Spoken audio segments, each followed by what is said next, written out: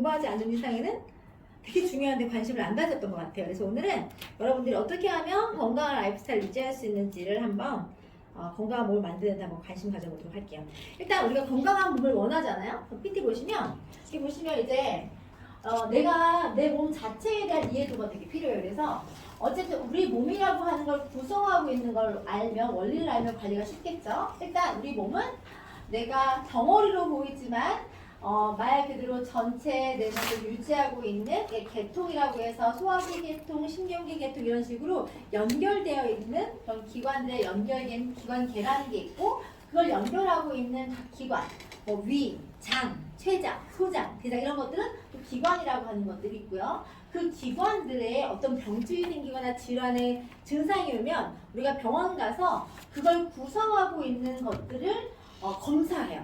그래서 우리가 보게 되면 이런 피부 세포 조직을 상피 조직이라고 하고 근육 조직 이렇게 조직이라고 하는 걸로 이게 기관들이 구성되어 있어요. 그래서 우리 안 벌리면 조직 검사한다는 건 요걸 띄어서 이 상피 조직을 띄어서 검사를 하는 거거든요. 그럼 이 상피 조직에 띄어서 뭘 보려고 하는 거냐면 결국은 이 상피 조직을 이루고 있는 세포를 보려고 하는 거예요. 그래서 정상적인 세포의 모양과 세포가 획이나 또는 변형이 일어나서 어떤 이상적인 게 있는지를 보기 위한 건데, 우리 몸은 결국은 요 작은 세포 단위들이 약 60조에서 100조 개의 세포가 이 조직과 기관과 계통과 이 객체를 이루는 게 되어 있다는 거예요. 그러면 결국은 내가 이 작은 조직 관리만 잘하면 전체적인 몸을 건강하게 만들 수 있다는 게 기본 원리라고 생각하면 돼요. 그래서 세포 얘기하는 이유가 그래서 되게 중요한 거예요. 그러면 자, 세포라고 하는 것들이 뭘 원하는지, 자, 내가 세포가 건강한 상태를 유지할 수 있을 필요 영양소를 잘 공급하면 세포 자체가 탄력 있고 건강해지는 거예요. 우리 면역력이라고 하는 그 말의 어원의 정의가 뭐냐면 내 세포가 외부 균이나 바이러스로부터 지켜내는 강력한 힘. 그래서 우리가 면역력 얘기할 때 세포막, 그 안에 똑같은 바이러스가 들어와도 어떤 건 병에 걸리고 병에 안 걸릴 수 있는 그런 것들을 이야기하고 있는데, 그러면 이 건강한 세포를 만드는 데 있어서 충분한 영양 공급이 최우선 되어야 된다. 그리고 제일 중요한 거는 공급도 해주지만 그걸 공격하고 있는 것부터 보호도 해줄 수 있으면 너무 좋겠죠. 그래서 내가 세포를 영양을 공급하고 보호해줄 수 있는 거를 내 최우선으로 삼아보는 거예요. 자, 그럼 세포에 필요한 영양을 공급을 할 건데, 우리가 도대체 세포의 먹이가 되고 세포를 구성하고 세포가 필요한 건 뭐가 필요한지 딱 보게 되면 우리 뭐 먹고 살아요? 우리가? 에너지를 내려고 하면. 아침에 눈 떠서 뭐 드셨어요? 우리 미수 언니 뭐 드셨어요? 아무것도 안 먹었어요. 아무것도 먹었어? 아까 먹었어? 밥 물려. 아니 아침 일어나가지고 알았어. 그럼 점심 때 먹었어. 점심 때 고등하고 식사 먹더라고요. 너무 맛있다. 자, 우리가 주로 안 보여? 내가 필요한 영양소 중에서 영양소의 성질이 있어요. 그 성질 중에서 우리가 주식으로 삼고 있는 밥, 빵, 고기 등등은 우리가 흔히 얘기하는 열량을 내는, 에너지를 내는, 그리고 몸을 구성하는 거대 영양소라고 이렇게 불러요. 그래서 우리 학교 다닐 때 단백질, 탄수화물, 지방, 비타민 같은 거 배웠잖아요. 그래서 전체적으로 지금 우리 몸에 가장 필요로 하는 세포가 필요한 영양소는 7대 영양소라고 해서 단백질, 탄수화물, 지방, 비타민, 미네랄, 그리고 물, 식이섬유까지가 우리 세포가 주요 필요하고 우리 몸을 구성하고 있는 재료라고 생각하시면 돼요. 그러면 거대 영양소를 먹어야 되는 건 당연하고, 그리고 이와 더불어서 많이는 필요하지 않지만 미량 영양소들, 그리고 이거는 파이트 뉴트리션이라고 해서 우리 식물 영양소 있죠. 토마토의 라이코펜이라든지 뭐 폴리페놀, 항산화, 푸드에 이런 주요 식물 영양소라는 게 있어요. 색깔 푸드에 들어있는 거. 그런 것들이 이들이 갖고 있는 고유의 힘을 통해서 내 몸을 보호할 수 있는 다양한 역할을 해준다는 거고요. 그리고 물은 우리 몸의 몇 프로가 물이에요? 70%. 물이 하는 역할이 뭐죠? 물이 하는 역할이 뭐예요? 탄소, 영양소. 영양소가 또 체온류. 그래서 물은 내 몸에서 필요한 모든 것들의 전해질 역할을 하는데 도움을 주기 때문에 물이 부족하면 대사가 안 돼요. 그래서 현대인들이 갖고 있는 모든 질환의 또 베이스 되는 게 대사질환이죠. 그럼 대사질환을 안 일으키려면 물의 공급도 충분해야 되고, 그리고 몸의 온도가 1도만 높아져도 우리 몸의 대사성이 높아지는데 온도가 1도만 낮아도 대사가 안 돼요. 그래서 온도가 1도가 떨어져도 자, 기본 1도가 떨어지면 과체중으로 될 확률이 50% 높아져요. 여러분 운동 왜 하는지 아세요? 운동? 몸의 온도를 높이려고 하는 거예요. 근데 그와 더불어서 내 몸에서 열감이나 체온 조절을 유지하는 데서 물이 굉장히 중요한 역할을 하기 때문에 수분 공급이 굉장히 중요하다. 그리고 또 하나 중요한 건 뭐예요? 식이섬유. 내가 잘 먹고 잘 사는 게 되게 중요하다고 얘기하는 건 우리 몸에서 필요한 건 흡수하고 또 불필요한 건 배설하는 게 되게 필요한데 배설 기관이 있죠. 배설 기관이 있는데 그 배설을 할 때도 식이섬유가 하는 역할이 뭐냐면 내가 빵, 밥, 고기를 먹었어요. 예를 들어서 빵, 밥, 고기만 먹었어. 오늘 내가 아침 대신에 빵을 딱 먹었어. 자, 식빵 이만한 걸 쪽쪽쪽쪽 당겨서 한 걸 다 먹었어요. 그럼 예를 들어서 걔가 위에서 일단 씹잖아요. 그러면 입에서 우리 침샘에서 아밀라제가 나와서 탄수화물을 분해합니다. 그래서 입부터 똥꼬까지 거리가 12m 거리를 통해서 소화기통에서 이게 내려가서 소화가 되는데 결국 그게 소화 흡수되고 나서 장에 남아있는 그 잔류량이 식빵 이만한 걸 먹었다고 하더라도 양이 얼마큼 남아있을까요? 없어요. 자, 그냥 이거 실험해 보시면 돼요. 자, 어디 그냥 대야나 어떤 물통에다가 빵 한번 풀어보세요. 쫙 풀리죠. 남아있는 거 있어요? 없어요? 없어요. 근데 배설을 하려고 하면 장이라고 하는 기관 자체가 실제로 물리적인 양으로 운동성을 갖는 거지 장이 이렇게 해서 뭔가를 밀어내는 역할을 하는 게 아니라 이 장 점막에 있는 육모가 으르르 밀고 가면서 정말 작은 운동성을 가지고 밀어내는 역할을 하는 거거든요. 근데 양이 없으면 밀리지가 않아. 그럼 예를 들어서 작은 양이 장벽에 오래 붙어 있으면 얘가 어떻게 될 것 같아요? 썩어요. 자, 우리가 더운 여름날 제가 항상 얘기 드리지만 개수대에다 음식 쓰레기 조금만 놔둬봐. 어떤 일이 일어나요? 원래 생 아무리 더워봤자 33도 막 32도를 올 텐데 개수대에 있는 음식 쓰레기에서는 부글부글 끓으면서 어떤 동화 생기죠. 냄새 생기고 화학적이 일어나죠. 근데 우리 몸 몇 도예요? 36.5도. 그럼 여기서 나가야 될 게 안 나오고 여기 장벽에 붙어 있으면 어떤 일이 일어나겠어요? 썩어요. 그러면 썩는다는 거는 내 장 자체가 소장에선 영양소를 한번 흡수하고 위에서도 흡수하고 근데 대장에서 뭐냐면 원래 수분을 재흡수하는 역할을 하는 거고 그리고 불필요한 걸 배설하는 역할을 하는 건데 배설되지 않은 게 장에 오래 있으면 수분만 흡수되는 게 아니라 얘가 썩으면서 나오는 독성 가스나 유해 물질까지 장벽에 혈관이 연결되어 있기 때문에 다시 흡수가 돼요. 그러면 나갈 게 제대로 안 나가면 우리 몸에 독소라고 하는 게 생기면 그 부분에 있어서 그 독성이 내 몸에 유익한 게 아니니까 우리 몸의 해독기관인 이게 혈관을 타고 들어오면서 다시 어디로 가요? 간문맥을 타고 간으로 간단 말이에요. 그럼 간에서는 기껏 지금도 먹고 있고 지금도 유해하게 노출되어 있고 이런 것들을 해독하고 있는데 기껏 해독해서 보냈는데 다시 끌어올리면 힘들어요 안 힘들어요? 힘들어요. 그러면 간에서 잘 움직여서 간 대사가 좋으면 잘 해독이 되겠죠. 그게 안 돼서 해독을 미처 못했다. 그러면 그게 혈관 타고 돌겠죠. 그래서 변비 있는 사람들이 혈관 타고 이게 독가스가 돌면 얼굴이 누렇게 떠요. 그 두통이 생겨요. 똥똥이 올라가지고. 자, 그래서 이제 배설하는 게 굉장히 중요한데 현대인들의 식습관 자체가 아까 말씀드린 것처럼 밥, 빵, 고기, 육류 위주의 식사를 하고 있고 그리고 탄수화물 같은 것도 그렇게 많이 먹고 있기 때문에 배설할 수 있는 섬유질이 굉장히 부족해요. 그래서 식이섬유라고 하는 것들이 굉장히 중요하게 대두되고 있고 또 식이섬유가 하는 역할은 뭐냐면 장내 유익균의 먹이가 되기 때문에 실제로 장환경 개선에 굉장히 도움을 준다 그래서 필수 영양소들을 이렇게 내가 고루 먹고 있는지를 첫 번째 체크하셔야 돼요. 뭘 위해서? 세포의 영양 공급을 위해서. 자, 그러면 탄수화물이 하는 역할이 뭐냐? 일단 첫 번째 탄수화물 어떤 역할을 하냐면 내 몸에 신체 에너지를 내는 거예요.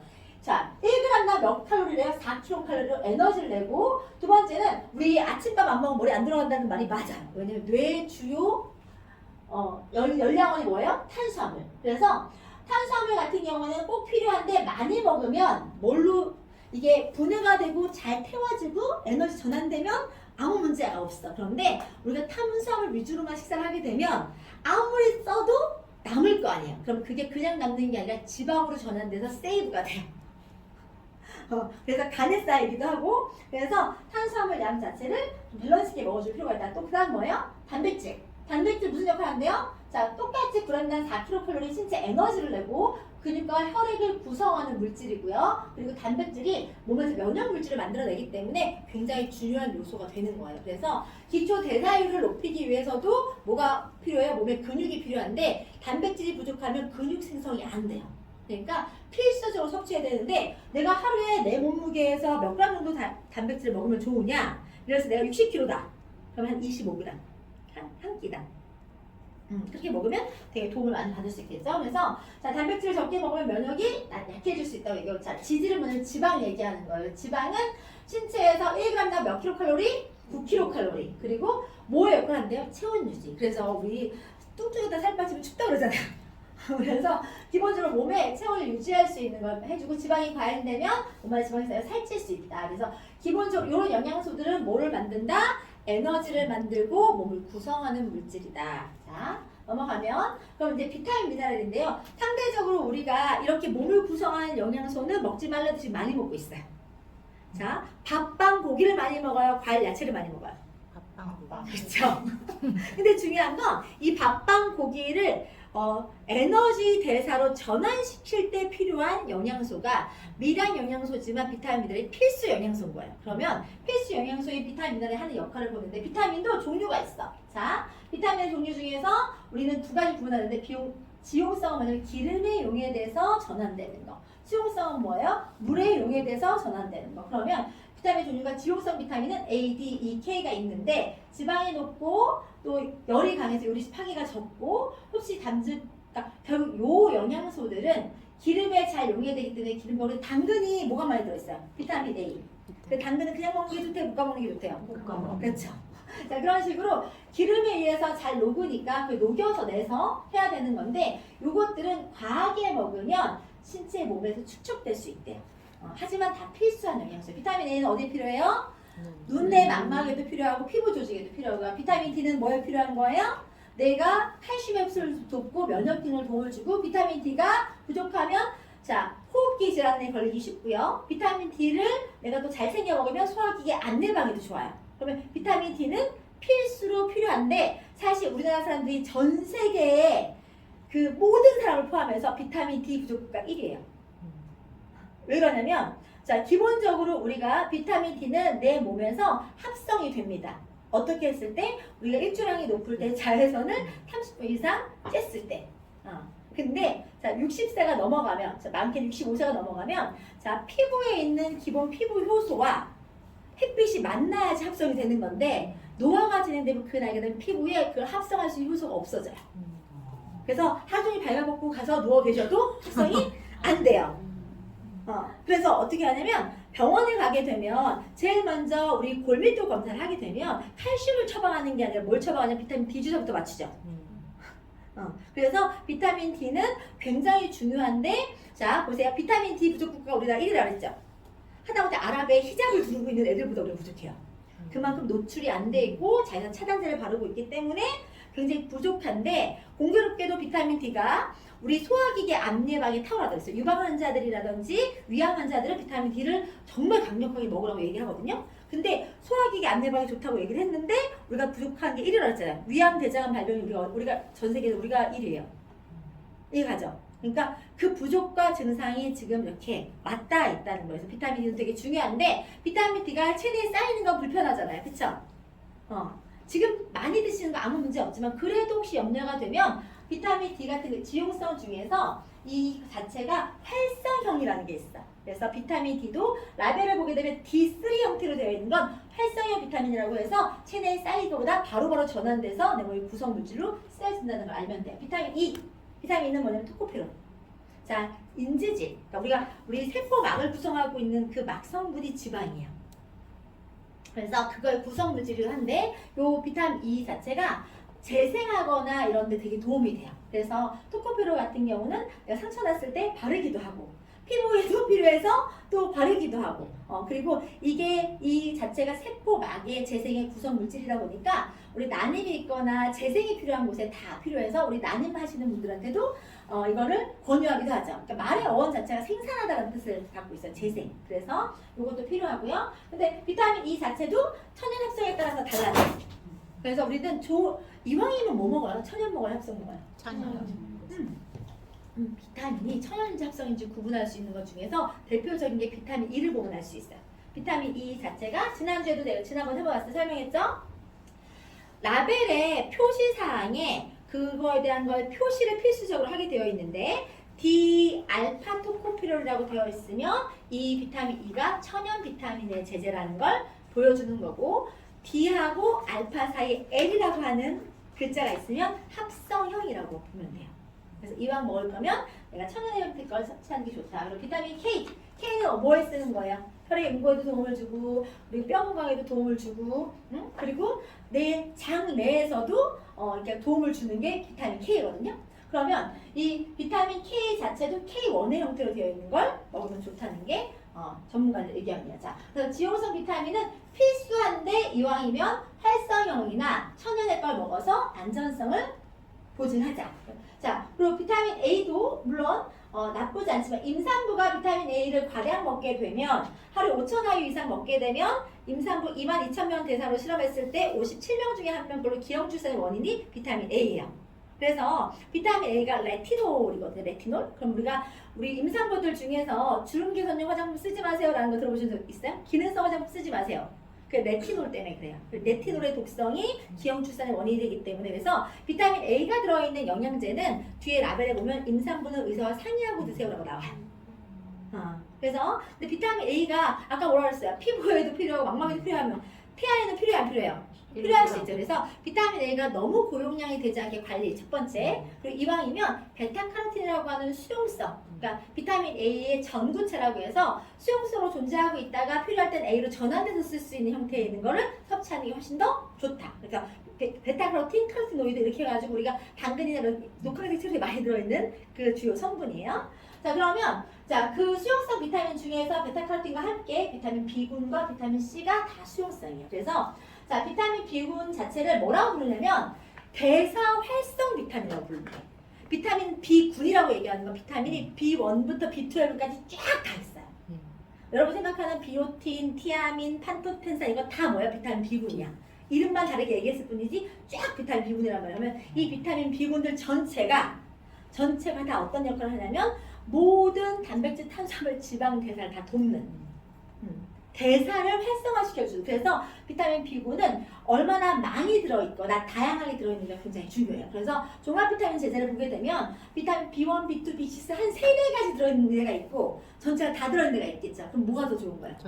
자, 그리고 비타민 B군은 한 양이 미량 들어왔을 때는 그 대사할 수 있는 양이 굉장히 미량이에요. 그러니까 비타민 B군은 전체 대사에 관여하니까 함량이 높은 게 좋겠어요? 낮은 게 좋겠어요? 높은 거. 그래서 기본적으로 모든 곳에 다 필요하기 때문에 함량이 높은 걸 선택하시는데, 자, 1000%, 1000% 들어있어도 수용성이기 때문에 체내에서 충분히 쓰고 남으면 소변으로 배출되기 때문에 안전해요. 그래서 모든 영양소 중에서 비타민 C나 비타민 B 같은 수용성은 많이 먹어도 체내 배출 작용을 통해서 안전하기 때문에 내가 원하면 만성 피로라든지 대사가 잘 안 돼서 쌓여 있거나 이런 사람들은 뭘 많이 먹으면 좀 비타민 B군을 많이 먹는 게 좋은 거예요. 그래서 운동선수들이 45분 막 풀타임으로 축구 뛰고 나면 뭐 맞냐? 비타민 B군 주사 맞아. 몸에 젖산 쌓이는 걸 빨리 소진시키기 위해서. 자, 몸에 몸살기가 있고 욱신욱신하고 막 정형외과 막 가면서 힘들어하시는 분들이 정형외과 뭐 맞아요? 마늘 주사, 태반 주사. 이게 다 비타민 B군 주사예요.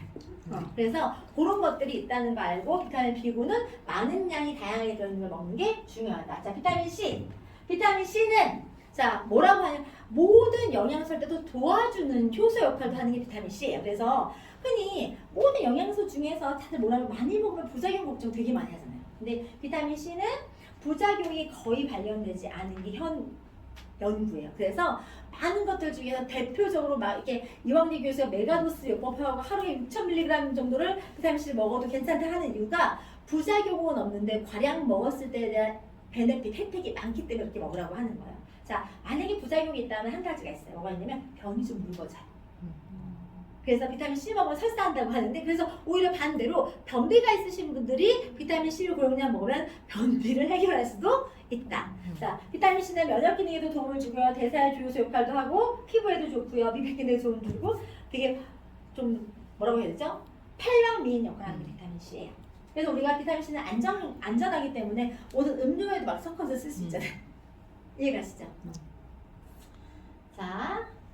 자, 비타민의 기능은 첫 번째, 자, 비타민 자체가 하는 기능이 뭐냐면 내 몸에 혼자서도 일을 잘하지만 호르몬이 흡수하는 도와주는 조연 역할을 많이 한다. 그래서 내 몸에서 반드시 필요한 역할을 해주는 거고 이렇게 불을 태워주는 역할을 한다는 거야. 항산화제 역할을 하고 호르몬과 비슷한 역할을 해서 내 몸에서 대사 활성을 도움을 주고 그리고 내가 어떤 조효소의 전구물질 역할도 우리 아까 얘기했던 베타카로틴 역할도 같이 하는 거고요. 그리고 대부분의 비타민 자체가 이렇게 비타민 B 복합제로 썼을 때 내 걸 도와주는 대사의 활성을 만들어준다는 얘기인 거고 내 몸에서 일어나는 모든 화학 반응에 촉매제 역할을 해준대요.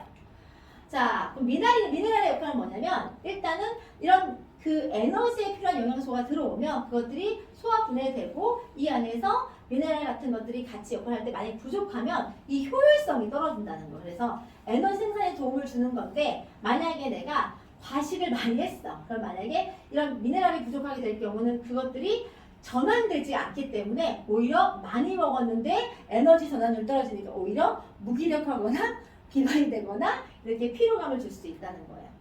자, 그리고 미네랄 역할이 비타민 자체의 합성을 도와주기도 한대요. 그래서 비타민 C를 만드는 방법 중에서 미네랄 섭취를 가지고도 비타민 C를 체내에서 만들어낼 수도 있다. 이렇게 나와 있어요. 자, 미네랄 역할 세 번째는 뭐냐면 그 몸 안에서의 생화학적 정기적 반응을 시행한다. 무슨 내가 좋은 미네랄을 먹게 되면 그것들이 내 몸 안에서 그런 맞춰주기도 하지만 오히려 신호 전달을 보내서 반응을 수행할 수 있게 도와준대요. 자, 보시면 이게 칼슘이 수축 작용을 도울 수 있는 정보 전달을 해준대요. 자, 마그네슘은 뭐라고? 이완. 그래서 칼슘, 마그네슘 하는 역할 중에서 기본적으로 그의 뼈를 구성하고 내 몸에 어떤 기능을 하지만 그런 반응 작용을 도와주기 때문에 우리가 그런 근육 수축이 현상이 잘 안 일어나거나 또는 쥐가 내리거나 하면 뭐 먹으래요? 칼슘 마그네슘을 먹으라고 얘기하는 그런 신호적인 전달 역할, 촉매제 역할도 하는 거죠. 그리고 이렇게 나트륨은 짠 정보를 전달하고 그렇게 지방 태우는 역할을 한다는 것도 미네랄 역할 중에 하나예요. 자, 그리고 미네랄 역할 중에 하나는 자, 중금속의 배출을 도와주고 그리고 내 몸의 산도, 염기스, 알칼리와 산도를 유지시켜주는 역할도 하고요. 그리고 체액에 대한 이동, 그러니까 삼투압 역할 있잖아요. 예를 들어 내 몸에서 나트륨이 부족하게 되면 혈액 내 삼투압, 우리 그 간의 복수 찬다르죠. 그게 혈액 안에 삼투압 역할이 잘 이루어지지 않으면 그렇게 되는 거거든요. 근데 그랬을 때 이런 미네랄 종류들이 그런 역할을 조정하기 때문에 되게 중요하다는 얘기를 하는 거예요. 자, 그러면 일단 우리가 이렇게 대량 영양소와 미량 영양소에 대한 종류를 알아봤고 이것들을 실제로 내가 입에서 섭취를 하게 되면 기본적으로 입을 통해서 들어왔어요. 그래서 입을 통해서 소장, 간, 그 다음에 대장, 배설, 혈관을 통해서 내 몸에서 이렇게 작용을 하게 되면 자, 첫 번째로 내가 소화를 입에서 시켜서 자, 입은 뭐만 분해시켜요?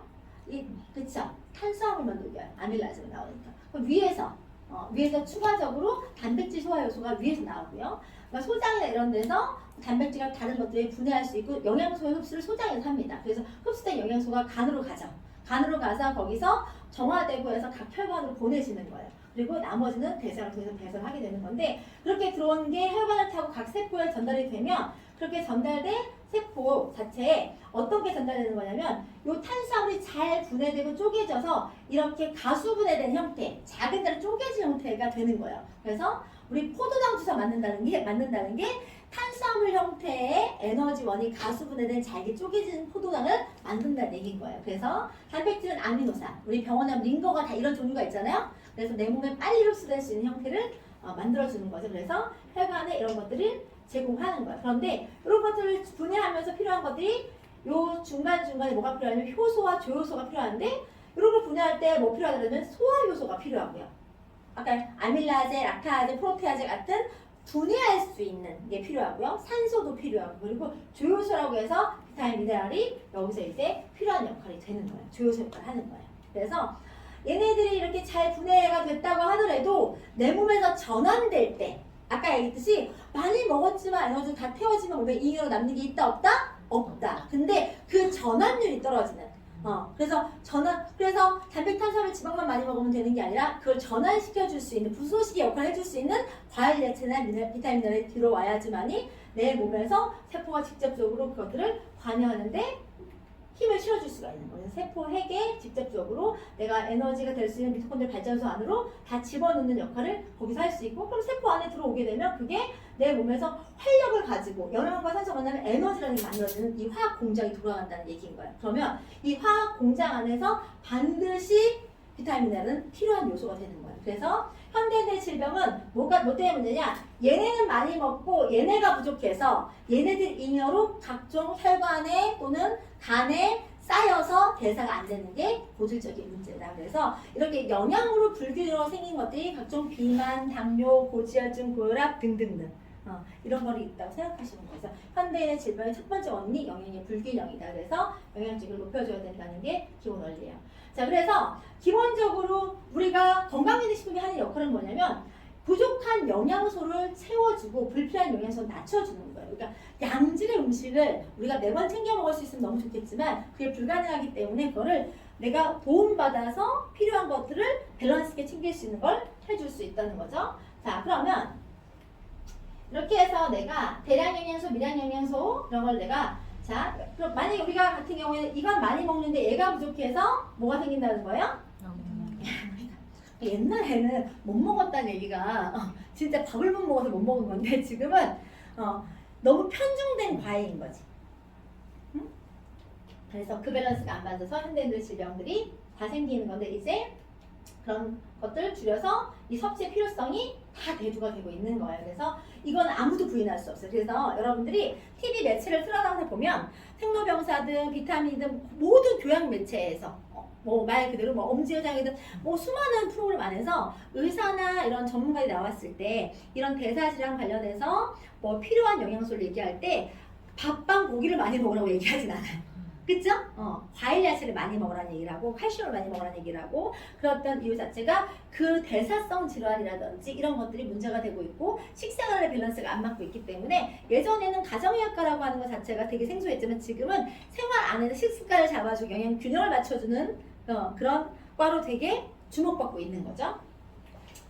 자, 만약에 내가 비타민 미네랄 같은 것들 충분하게 섭취하려고 하면 자 어떻게 해야 된대요? 형형색색의 과일과 채소를 하루에 몇 접시 이상 먹어야 된대요? 우리가 얘기하는 거예요? WHO에서 얘기하는 거예요? 그러니까 이게 팩트라니까? 지금 안에 본질적으로 이 음식 안에 든 양이 굉장히 부족해요. 자, 그러면 기본적으로 그 정도에 대해 먹는 것들을 영양으로 공급하고 그건 뭐예요? 첫 번째, 세포를 건강하기 위한 영양 공급 차원인 거고 두 번째는 유해산소로부터 보호를 해야 되는데 자, 유해 물질, 유해 환경 뭐가 있어요? 이거 외부적으로 지금 우리 몸이 공격받고 있는 게 너무 많죠. 원하지 않아도 담배에 노출돼야 안 돼. 그쵸? 이거 신체도 많이 하면 우리 몸에서 뭐가 생기냐면요. 활성산소라는 게 생겨요.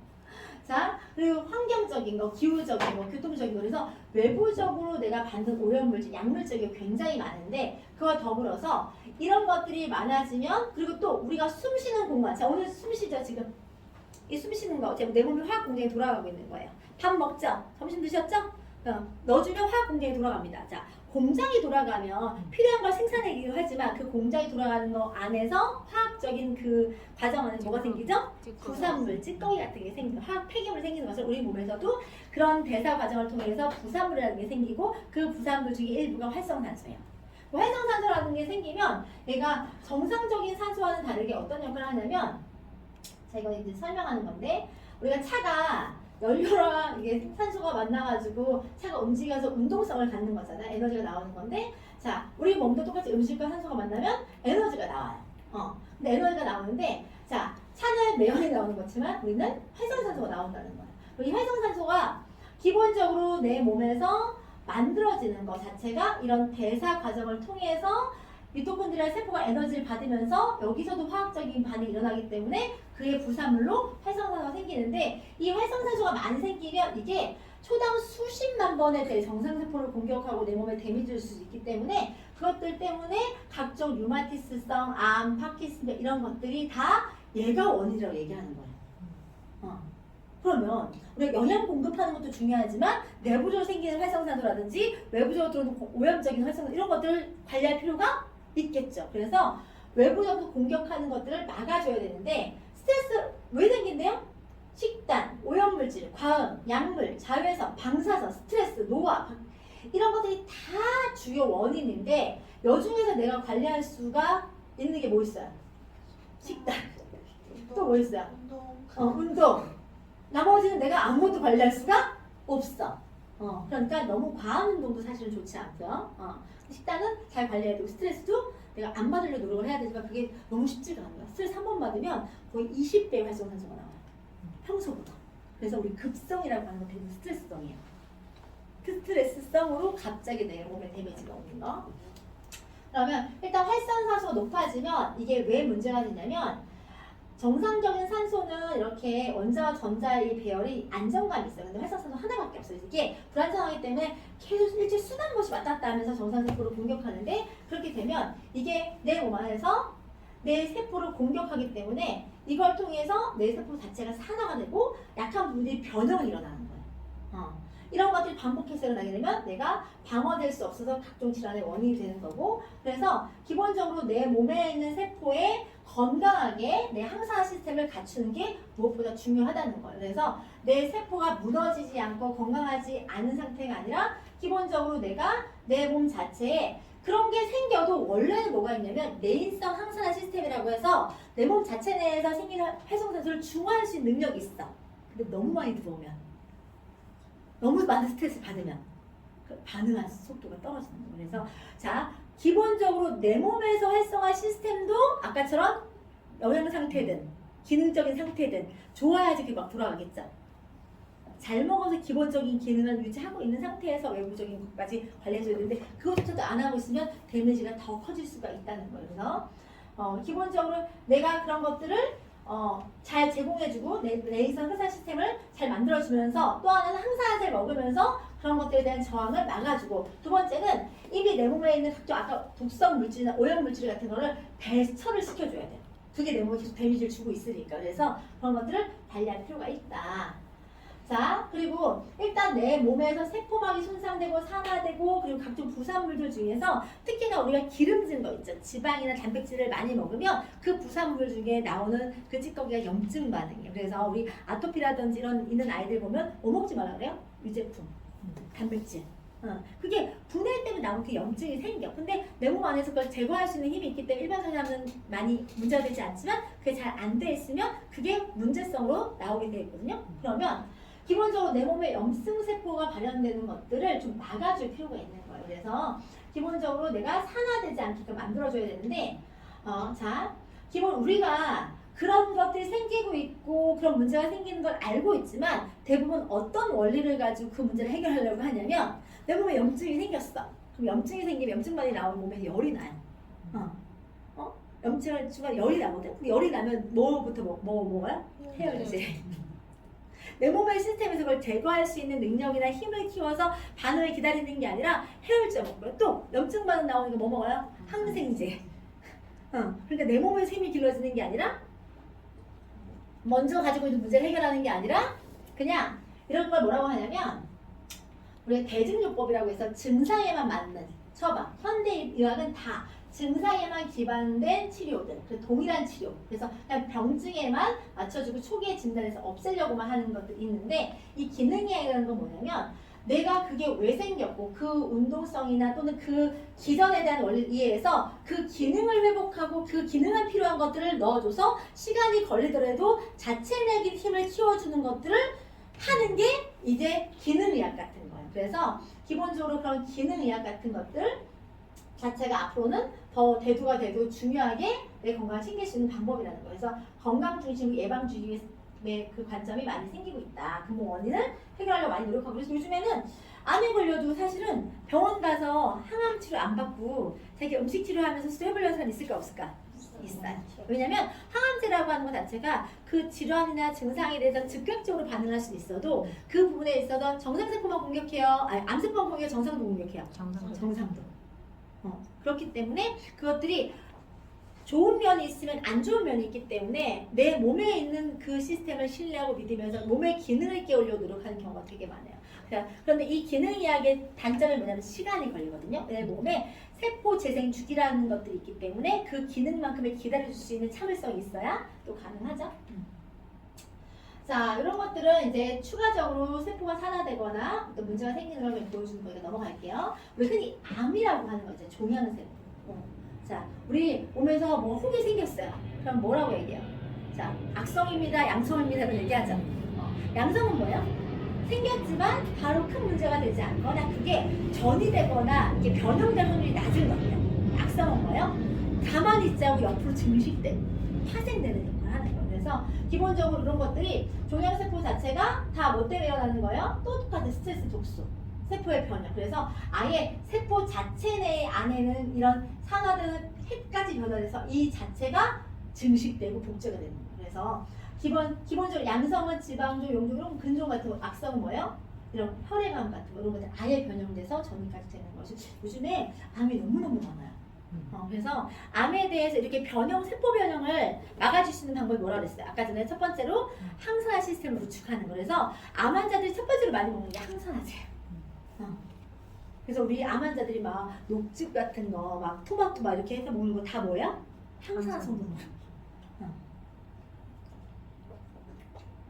자, 그리고 정상세포의 모양과 손상된 세포를 보여주는 건데요.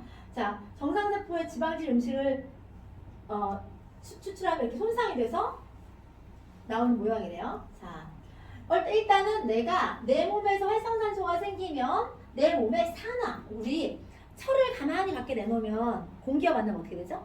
녹슬죠. 그 산화 반응이라고 얘기하는데 우리 몸도 우리가 지금 빛과 공기가 만나면 이 세포 조직이 어떻게 될까요?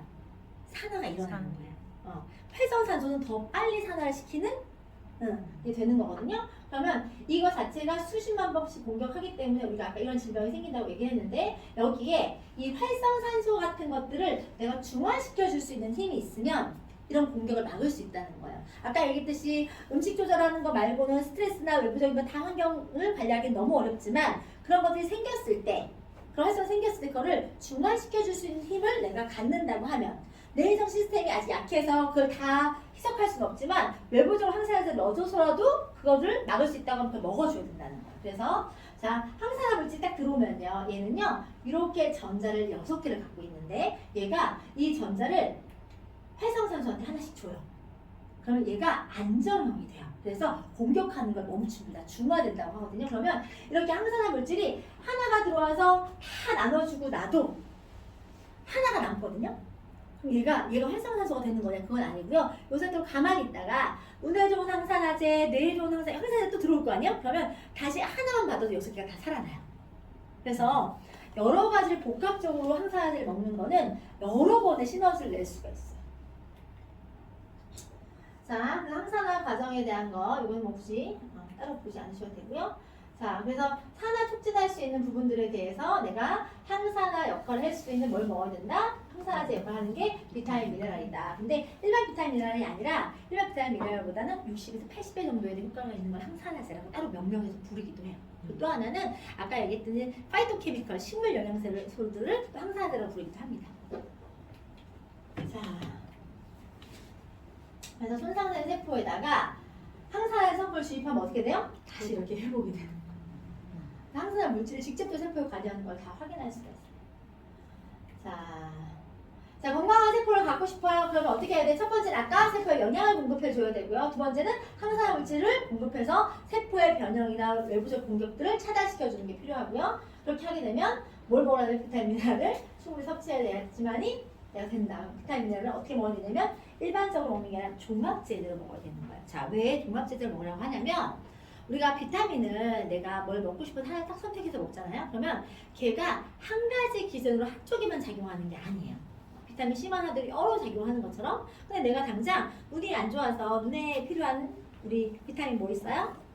비타민 A, 베타카로틴, 아연, 뭐 루테인, 제라틴 이런 거 오잖아요. 그게 들어오면 눈에만 쓰이는 게 아니에요. 나는 당장의 시력 증강을 위해서 먹었는데, 눈의 보호를 위해서 먹었는데 이것들이 들어왔을 때 나머지가 급한 데서 먼저 땡겨다 써버리면 그 기능이 한 가지가 있는 게 아니라 나머지 땡겨서 써버리면 내가 즉각적으로 원하는 효능을 보기가 어렵죠. 그래서 항상 내 몸의 대사의 기본 베이스가 되는 영양소 공급이 굉장히 중요해요. 근데 그게 어느 정도 양이 필요하냐면 인체 대사에 필요한 영양소가 하루에만 90여 가지 성분이 들어와야 된대요. 90여 가지? 근데 아무리 잘 차려 먹는 식단을 먹는다고 하더라도 음식 안에서 50가지를 넘길 수가 절대 없대요. 그럼 보세요. 필요한 건 90인데 음식은 50도 안 돼요. 그리고 50도 안 된 상태 보완제로 먹는다고 하면 한두 가지 먹는 게 아니라 기본적으로 그 부족한 걸 채울 수 있는 몸에는 필요하지만 음식을 섭취할 수 없고 또 음식 섭취하지만 양이 부족한 것들을 내가 선택해서 먹어야 되는데 단일 제품을 먹는 게 아니라 종합 제조로 해서 전체를 챙기는 게 무엇보다 중요하고 그리고 영양소들만 서로 유기적으로 연결되어 있어요. 예를 들어서 내가 만약에 눈밑이 막 떨려. 예를 들어 내가 뭐 칼슘이 부족해서 칼슘 제제 섭취를 딱 해요. 그러면 칼슘이 대사하는데 반응적인 영양소로 마그네슘이 작용한단 말이에요. 마그네슘이 소모돼. 칼슘이 1이 들어오면 마그네슘 1이 소모된단 말이에요. 예를 들어서 내가 칼슘이 필요해서 내가 골다공증이 있어 칼슘 먹으라고 해서 칼슘만 딱 들어있는 걸 딱 먹었어. 그럼 어떤 일이 일어나냐면 칼슘은 들어왔어요. 근데 칼슘을 대사할 때 필요한 마그네슘은 원래 있는 것만 써. 그럼 뭐가 고갈되죠? 마그네슘이. 마그네슘이 고갈되면 눈밑이 떨리는 거야. 무슨 말인지 아세요? 그러니까 내가 보완적으로 내 몸의 기능을 높이려고 하는 게 있으면 그 영양소의 대사에 필요한 것들이 균형미가 있게 들어와야 되는데 여러분 균형미를 다 찾아볼 수가 없죠. 아연과 구리, 칼슘과 마그네슘 등등등. 그리고 또 보이지 않게 유기적으로 아까 얘기했듯이 비타민 C 같은 역할처럼 서로의 기능을 도와주는 거. 또 비타민 D 같은 대사를 도와줄 수 있는 거. 내가 아무리 좋은 영양소를 먹어도 그게 전체적인 대사에 관여할 수 있는 조효소가 작용을 못하면 부족할 수 있겠죠. 그래서 항상 내가 헷갈리면 종합 비타민 제제를 먹어라. 그래서 14가지 비타민, 뭐 7가지 이상 미네랄을 먹는 게 좋다고 이렇게 얘기하는 거예요. 그래서 다양성에 대한 게 그래서 그렇게 중요합니다. 자, 여기서 박사를 했대요. 종합 영양제 섭취야말로 건강을 지키는 가장 값싼 건강 보험이다. 자, 그래서 아까 전에 비타민 미네랄을 얘기할 때 아까 얘기했던 지용성 비타민, 수용성 비타민, 미네랄 종류가 다 들어있는 게 되게 좋은 거예요. 그래서 우리가 흔히 영양제 라벨을 보게 되면 아까 얘기했던 게 다 들어있어요. 비타민 A, B, C, D, E 그와 별도로 비타민 B 콤플렉스랑 별도로 뭐가 또 많이 들어있냐면 크롬, 셀레늄, 몰리브덴 이런 것들 이거 다 뭐예요? 미네랄 종류인데 미네랄인데 특화된 미네랄인 거예요. 셀레늄은 항산화제 역할도 하고 항암 역할도 해서 셀레늄 주사를 따로 받는 사람도 있고 암 환자들이 우리 또 뭐 많이 브라질 너트 같은 거 뭐 많이 들었던 거요? 셀레늄. 자 그런 것들을 다 들어있는지 보고 먹는 거. 그게 없는 영양제도 되게 많아요. 자 크롬은 뭐냐면 당화 억제하거나 당뇨 질환에 도움을 줄 수 있는 건데 크롬도 요즘에 소화당뇨부터 당 대사가 잘 안 돼서 문제 되게 많잖아요. 그러면 나 저 밑에 뭐 고를 때 크롬 있는 거 골라야 돼, 안 골라야 돼요? 골라야 돼요. 몰리브덴은 어떤 역할을 해요? 세포의 산화하던 작용에 도움을 줄 수 있는 이런 역할을 한단 말이에요. 그러면 내 몸에 주기적인 역할들을 이렇게 그런 시스템에 대한 안정을 줄 수 있는 이게 필요할까 안 필요할까? 필요해요. 많은 양이 필요하지만 꼭 필요한 영양소인데 그게 없는 회사들도 너무 많아요. 그래서 라벨을 볼 수 있어야 된다. 자 그리고 일단은 밥으로 종합 비타민 안 먹고요. 그냥 밥으로 먹어도 되지 않아요? 음식으로 먹어도 되지 않아요? 라고 하는데 여러분들이 먹고 있는 음식의 양이 엄청나게 차이가 납니다. 보세요. 일단 내가 씨앗을 심잖아요. 여러분들이 먹고 있는 우리 TV도 많이 나오지만 생산 자체의 전문 과정 안에 보게 되면 어떤 종자를 쓴대요? 농민들은요 뭐가 중요하냐면 생산성이 중요해요. 병충해에 강해야 돼. 그러니까 뭐라 하냐면 계속 종자 변형을 통해서 그런 걸 강하게 만들어. 근데 그게 변형된 종자이기 때문에 내 몸에 유익하지 않아요. 자연 발생적인 게 아니라 유전자 변형을 시켰기 때문에 그게 어느 정도까지 변형되고 진화될지 아무도 예측할 수가 없어요. 그래서 거기다가 토양이나 해양 같은 오염은요. 심해요. 중금속 노출. 우리가 실제적으로 땅 토양 오염에 대한 심각성이나 해양 오염 되게 심각해요. 저희 남편이 해군에 근무했는데 해군들은 바다에다가 변이 내려고 다 버린다는데. 무슨 말인지 아세요? 그러니까 지금 바다에 폐기물적인 거나 중금속 노출이 엄청나게 심하기 때문에 우리 어류에 대한 안전성도 우리 보세요. 원자로 그 씻은 물을 어디다 버려요? 바다에. 그러면 우리의 먹거리 안에서 우리 수산물을 안전하다고 볼 수가 없죠. 토양은요. 여러분들이 지금 예를 들어서 쓰레기를 어떻게 해서 매립하죠. 그리고 실제적으로 영양소의 가치를 둘 수 있는 걸 토양에 공급하지를 않아요. 농사 지을 때 땅을 갈아엎잖아요. 그러면 옛날 같은 경우에는 사람이 먹죠. 음식을 먹고 남으면 싸죠. 남으면 싸는 게 아니라 싸야 되니까 싸죠. 싸면 이 싼 거를 소변 수용들을 모았다가 똥은 똥간에 모았다가 다시 밭에다 뿌렸단 말이에요. 그래서 자연적으로 섭취한 것들 안에서 남는 건 자연으로 돌리는 자연적인 순환이 이루어졌어. 근데 지금 내가 먹고 싼 걸 땅에 뿌리는 사람 있어요, 없어요? 없죠? 그러면 땅에 양분의 공급원이 필요할 거 아니야. 토양 자체가 흙으로 돌아가려 하는데 지금 사람 묻어요, 안 묻어요? 안 묻죠. 다 화장시켜 버리잖아요. 그러면 땅에 어떤 공급원 영양소가 있어야 될 거 아니야. 땅의 공급원 뭐냐면, 자, 땅 속에 미생물들이, 유기물들이 동물 사체나 식물의 어떤 것들을 분해해서 만들어내는 건데, 첫 번째로 동물 사체 같은 것들이 눕죠. 다 화장시켜 없으니까 거기 매장될 수 있는 아무것도 없고요. 자, 식물 같은 것도 잉여로 남아야지 땅 속에 썩거나 할 텐데, 첫 번째로 이미 벌써 밭에서 풀떼기가 자라기 전에 다 뽑아요. 뽑기 전에 뭐냐면 제초 때부터 뿌려버려요. 생산성 있는 잉여로 남는 게 아무것도 없는 거예요. 자, 제초 때만 뿌리나요?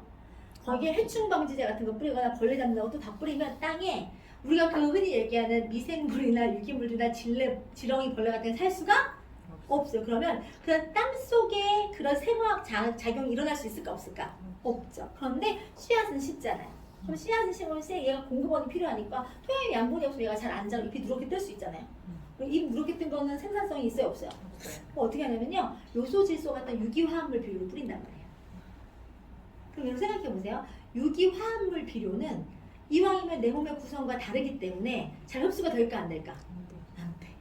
그러니까 음식을 먹지만 양적인 건 늘어났어도 질적인 게 많이 떨어져 있는 상태예요. 그래서 예전에 비해서 어떤 영양소 가치가 떨어진 이유는 변형 종자도 있고 환경, 그리고 농약, 항생제, 호르몬 이런 각종적인 것, 심지어는 우리가 먹고 있는 것들 중에서 보세요. 술래 한번 새로 보자면 소액의 식빵이나 내장 사료 같은 것들 먹이는 거예요. 동물한테, 그러니까 초식동물한테 동물들을 가공해서 그냥 다시 또 먹이는 거. 그러면 원래 그들이 먹었던 식생활과 좀 다르죠.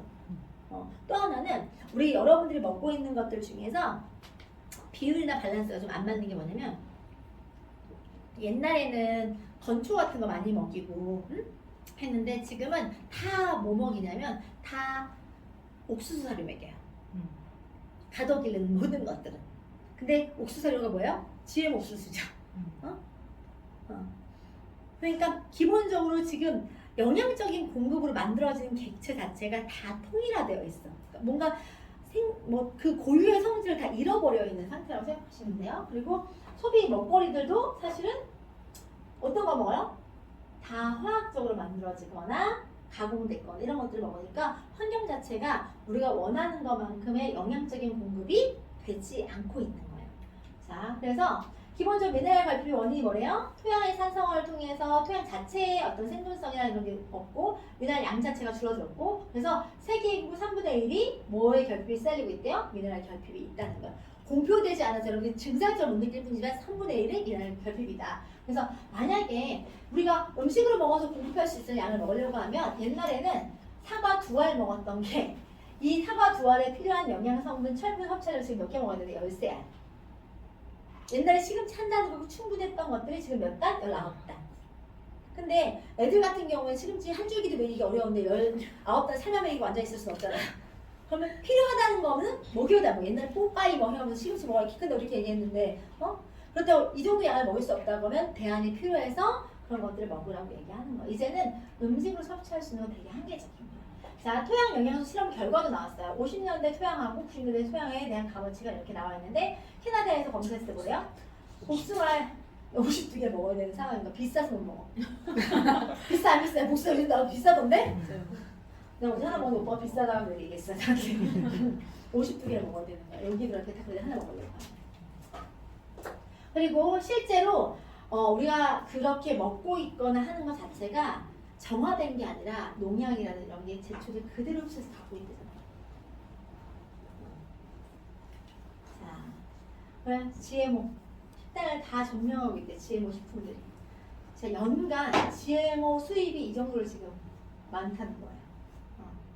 그래서 GMO 밥상, GMO 콩, GMO 옥수수, GMO 면화 이런 거, 카놀라 이런 거 다. 곧 밥상에 뭐든 GMO 벼도 나올 거고 GMO 이런 거.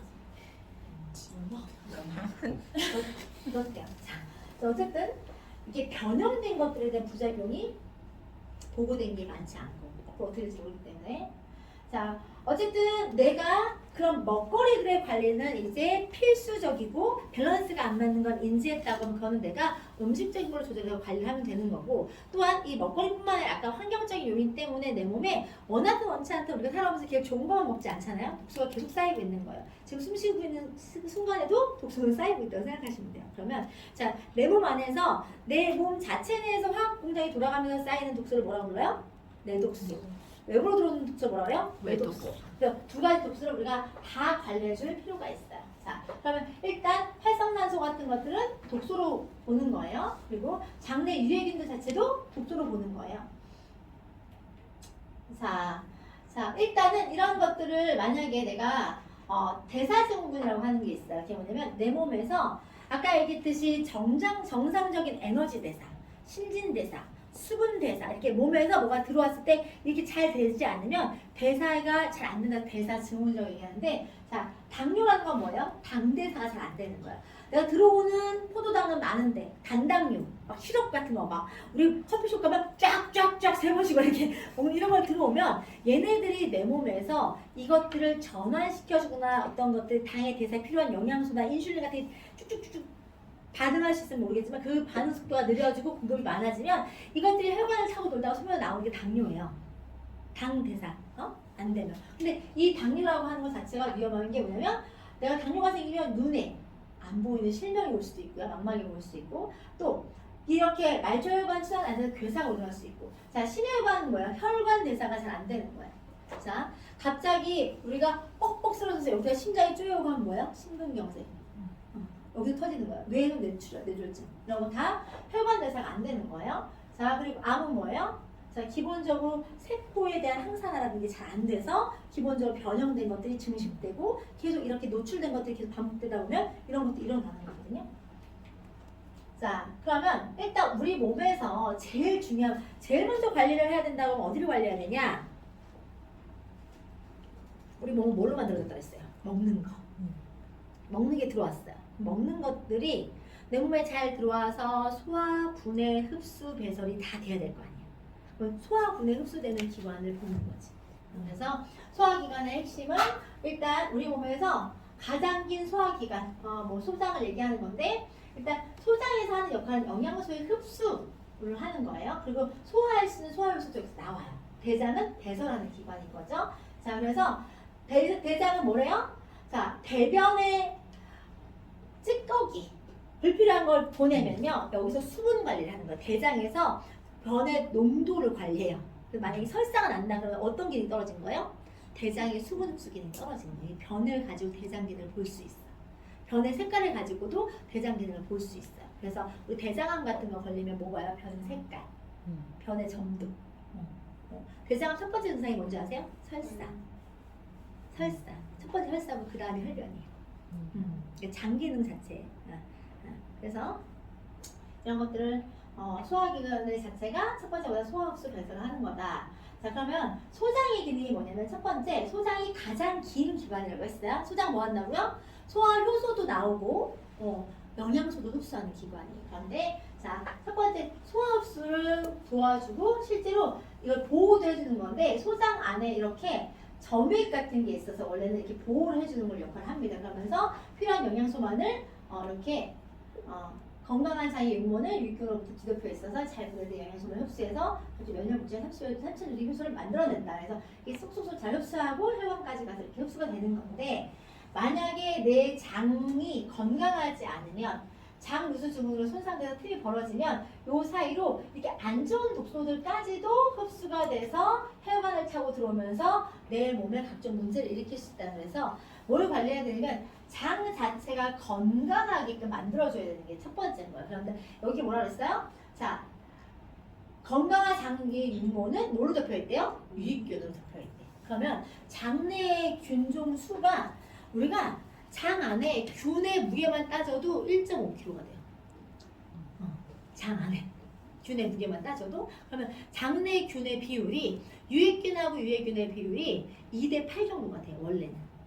근데 만약에 내가 안 좋은 걸 먹잖아요. 포도당류균이라든지 식중독 같은 거 먹으면 그 장 환경이 급격하게 바뀌면서 장내 그 환경이 안 좋아지는 거고, 또 하나 아까처럼 내가 염증 반응이 일어나거나 뭐가 왔을 때 항생제를 먹게 되면 항생제가 하는 역할이 아까 비타민 B나 비타민 K 또는 장내 유산균들을 없애버리는 역할을 하기 때문에 반응적인 것들을 자꾸 이렇게 대응하다 보면 장 기능 자체가 손실되기가 쉬워요. 그래서 첫 번째는 그런 것들에 대처하는 방법을 바꿀 것, 두 번째는 장에 좋은 유산균들을 먹어줄 것, 또 세 번째는 배설을 잘 되게 만들어줘야 되는데, 자, 장내에서 숙변 같은 게 쌓이면 어떻게 된다고 했어요?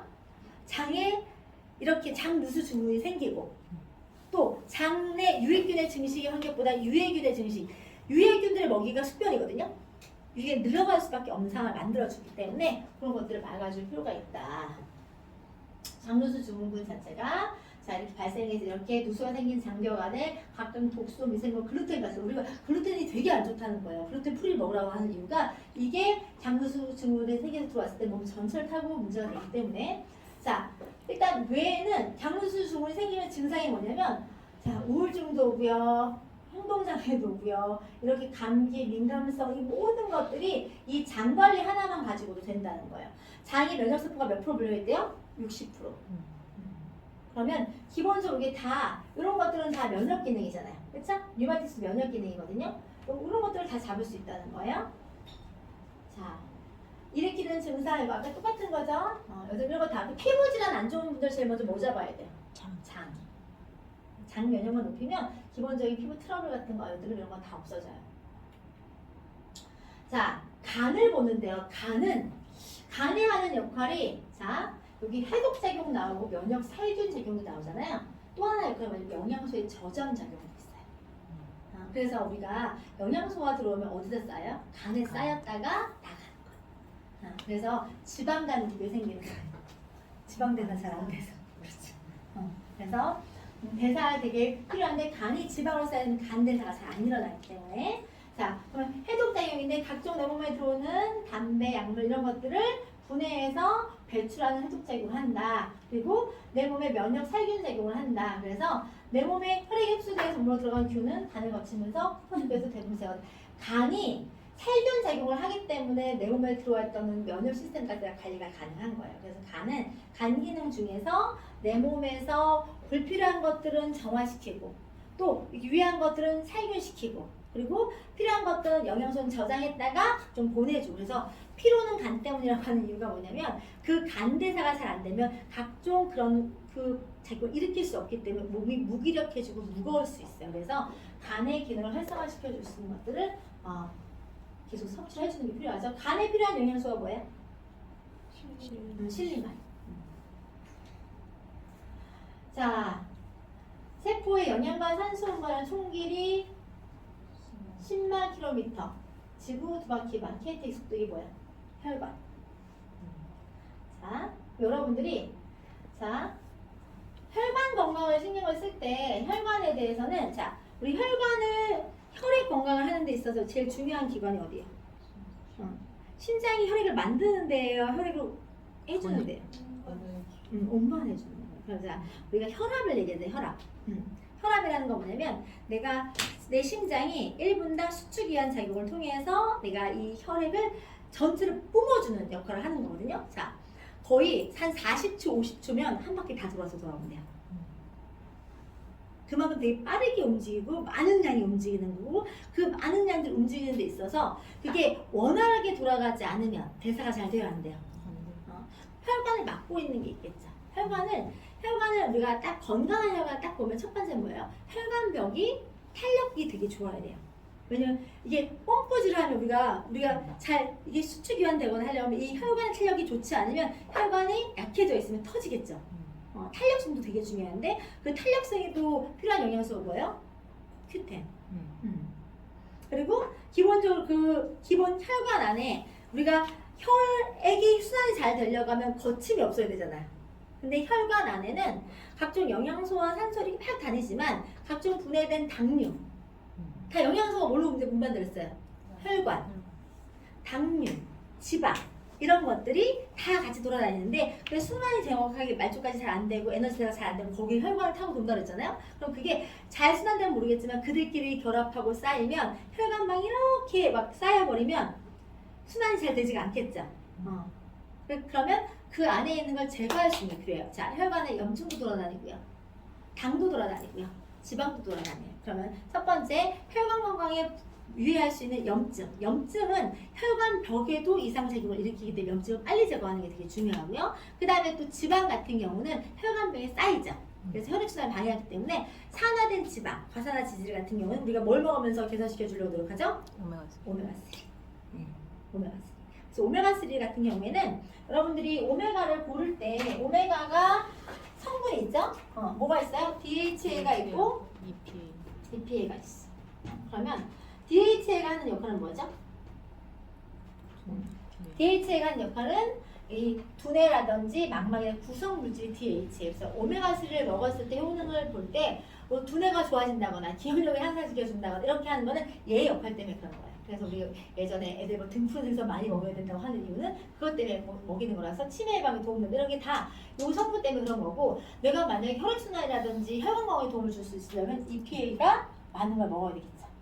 EPA가 중성지방의 연결선을 끊어서 혈액순환을 좋게끔 만들어주는 거예요. 그래서 과산화 지질이라고 하는 것 자체가 산화된 지방을 얘기하는 건데 이게 C3H3라고 하는 화학식 분자식을 갖고 있는데 예를 들어서 만약에 내가 오메가3를 먹으면 오메가3가 이 분자식의 연결 구조를 끊어서 순환을 혈액을 좋게끔 만들어주는 거예요. 근데 우리가 그걸 혈관을 잘라서 볼 수는 없잖아. 그래서 우리 뭐 암회나 어디 딱 가거나 뭐 위니스 이런 데 가면은 임상하는 거 뭐 있어요? 뭐 데모하는 거?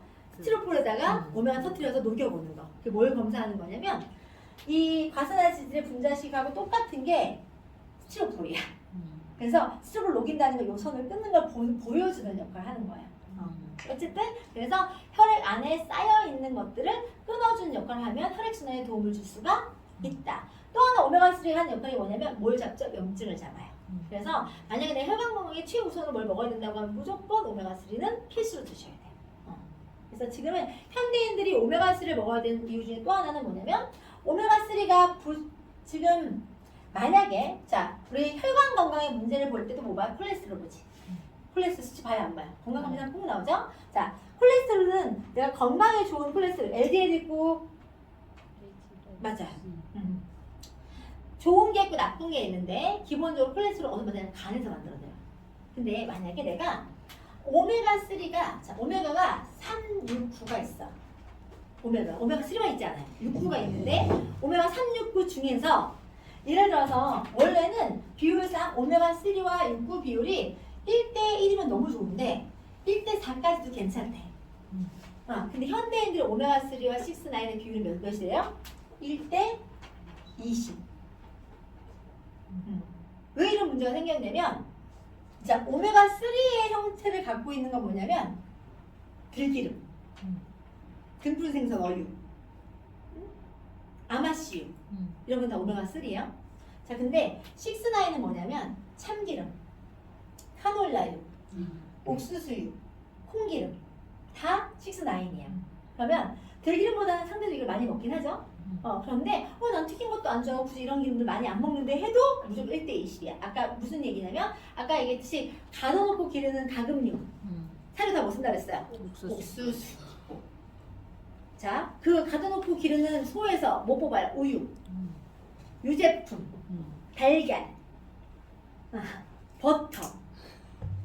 그래서 현대인들은 무조건 애들부터 어른까지 다 1대20을 넘어요. 그래서 전에 우유 선전할 때 사냥 우유라고 하는 거 선전할 때 뭐라고 선전하냐면 오메가3와 6, 9의 비율을 뭐 1대4로 맞춘 무슨 얘기냐면 옥수수 안 먹이고 건초 먹겠다는 얘기야. 그래서 그런 것들에 예민하게 생각하는 엄마들은 그걸 선택할 수 있겠죠? 그래서 기본적으로 그래서 자 오메가3는 누구나 먹어야 되는 거예요. 누구나. 그래서 자 임신한 10달 동안에 오메가3를 먹은 임산부의 태아가 태어나면 만 3세까지 일반적인 아이들보다 DH 함량이 3배 이상 높아요. 초기에 두뇌 발달에 필요한 성분이 충분히 들어있기 때문에 오메가3를 먹어두면 훨씬 더 좋은 효과가 있다는 거. 자, 아이들이 태어나서 자, 오메가3를 먹을 때 염려하는 게 뭐죠? 중금속. 왜냐면 어류 추출은 실제적으로 그게 정제가 잘 안 돼 있으면 우리가 임산부들이 제일 위험하게 생각하면 수은, 납, 중금속 같은 거는 기형출산 같은 것들을 만들어낼 수 있게 되게 위험하게 생각하는 건데 그 어류에 대한 추출 정제 방식이라든지 이런 것들이 안전하게 되어 있는 걸 선택해서 먹는 게 중요한데 그것들이 공식으로 검증된 게 유산화 같은 경우는 컨슈머랩에서도 다 검증돼서 나온 거기 때문에 누구나 먹어도 괜찮아. 그래서 만약에 내가 여유가 안 돼 그러면 적어도 혈관은 아까 얘기했듯이 10만 킬로죠.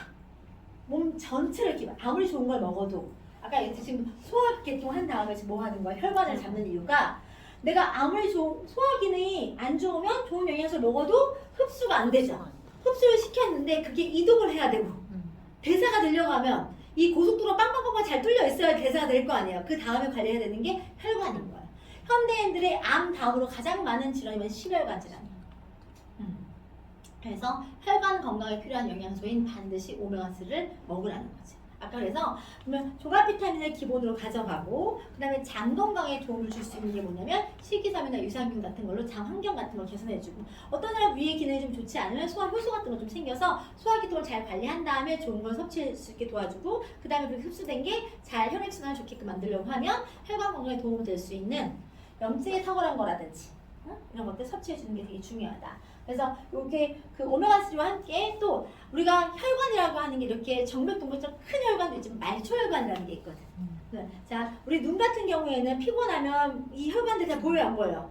보이죠? 근데 이런 모세혈관들 같은 경우에는 순환에 대한 문제, 왜 당뇨가 걸리면 왜 실명이 먼저 오냐면 이 말초혈관까지 순환이 안 되는 거야. 막혀버리니까 산소 영양소 공급이 안 되니까 그냥 실명이 올 수밖에 없는 거예요. 그래서 발끝부터 순환이 안 되니까 어떤 상처가 생기면 썩어 들어간다는 게 순환이 안 돼서 그런 건데 마찬가지로 그 말초혈관들도 당뇨 있으신 분뿐만 아니라 말초혈관들이 혈액이 잘 안 되면 영양 공급이 잘 안 되겠죠. 그래서 말초혈관 같은 걸 관리할 때 필요한 게 뭐냐면 우리 그런 폴리페놀 항산화제 같은 거 우리 뭐지 포도씨출 같은 경우 뭐 한다 그랬어요? 염증을 잘 봐주고 유일하게 모세혈관까지 뚫고 들어가서 투과성 비타민이기 때문에 실제로 피를 맑게 해주는 그래서 프라보놀 C300 같은 경우에는 2알이면 와인 11병 먹는 효과랑 똑같다고 얘기하는 게 그만큼 그런 기능성에 대한 효과를 그래서 여러분들이 헷갈리면 그냥 포도씨 추출물만 검색해도 그 기능이 나와요.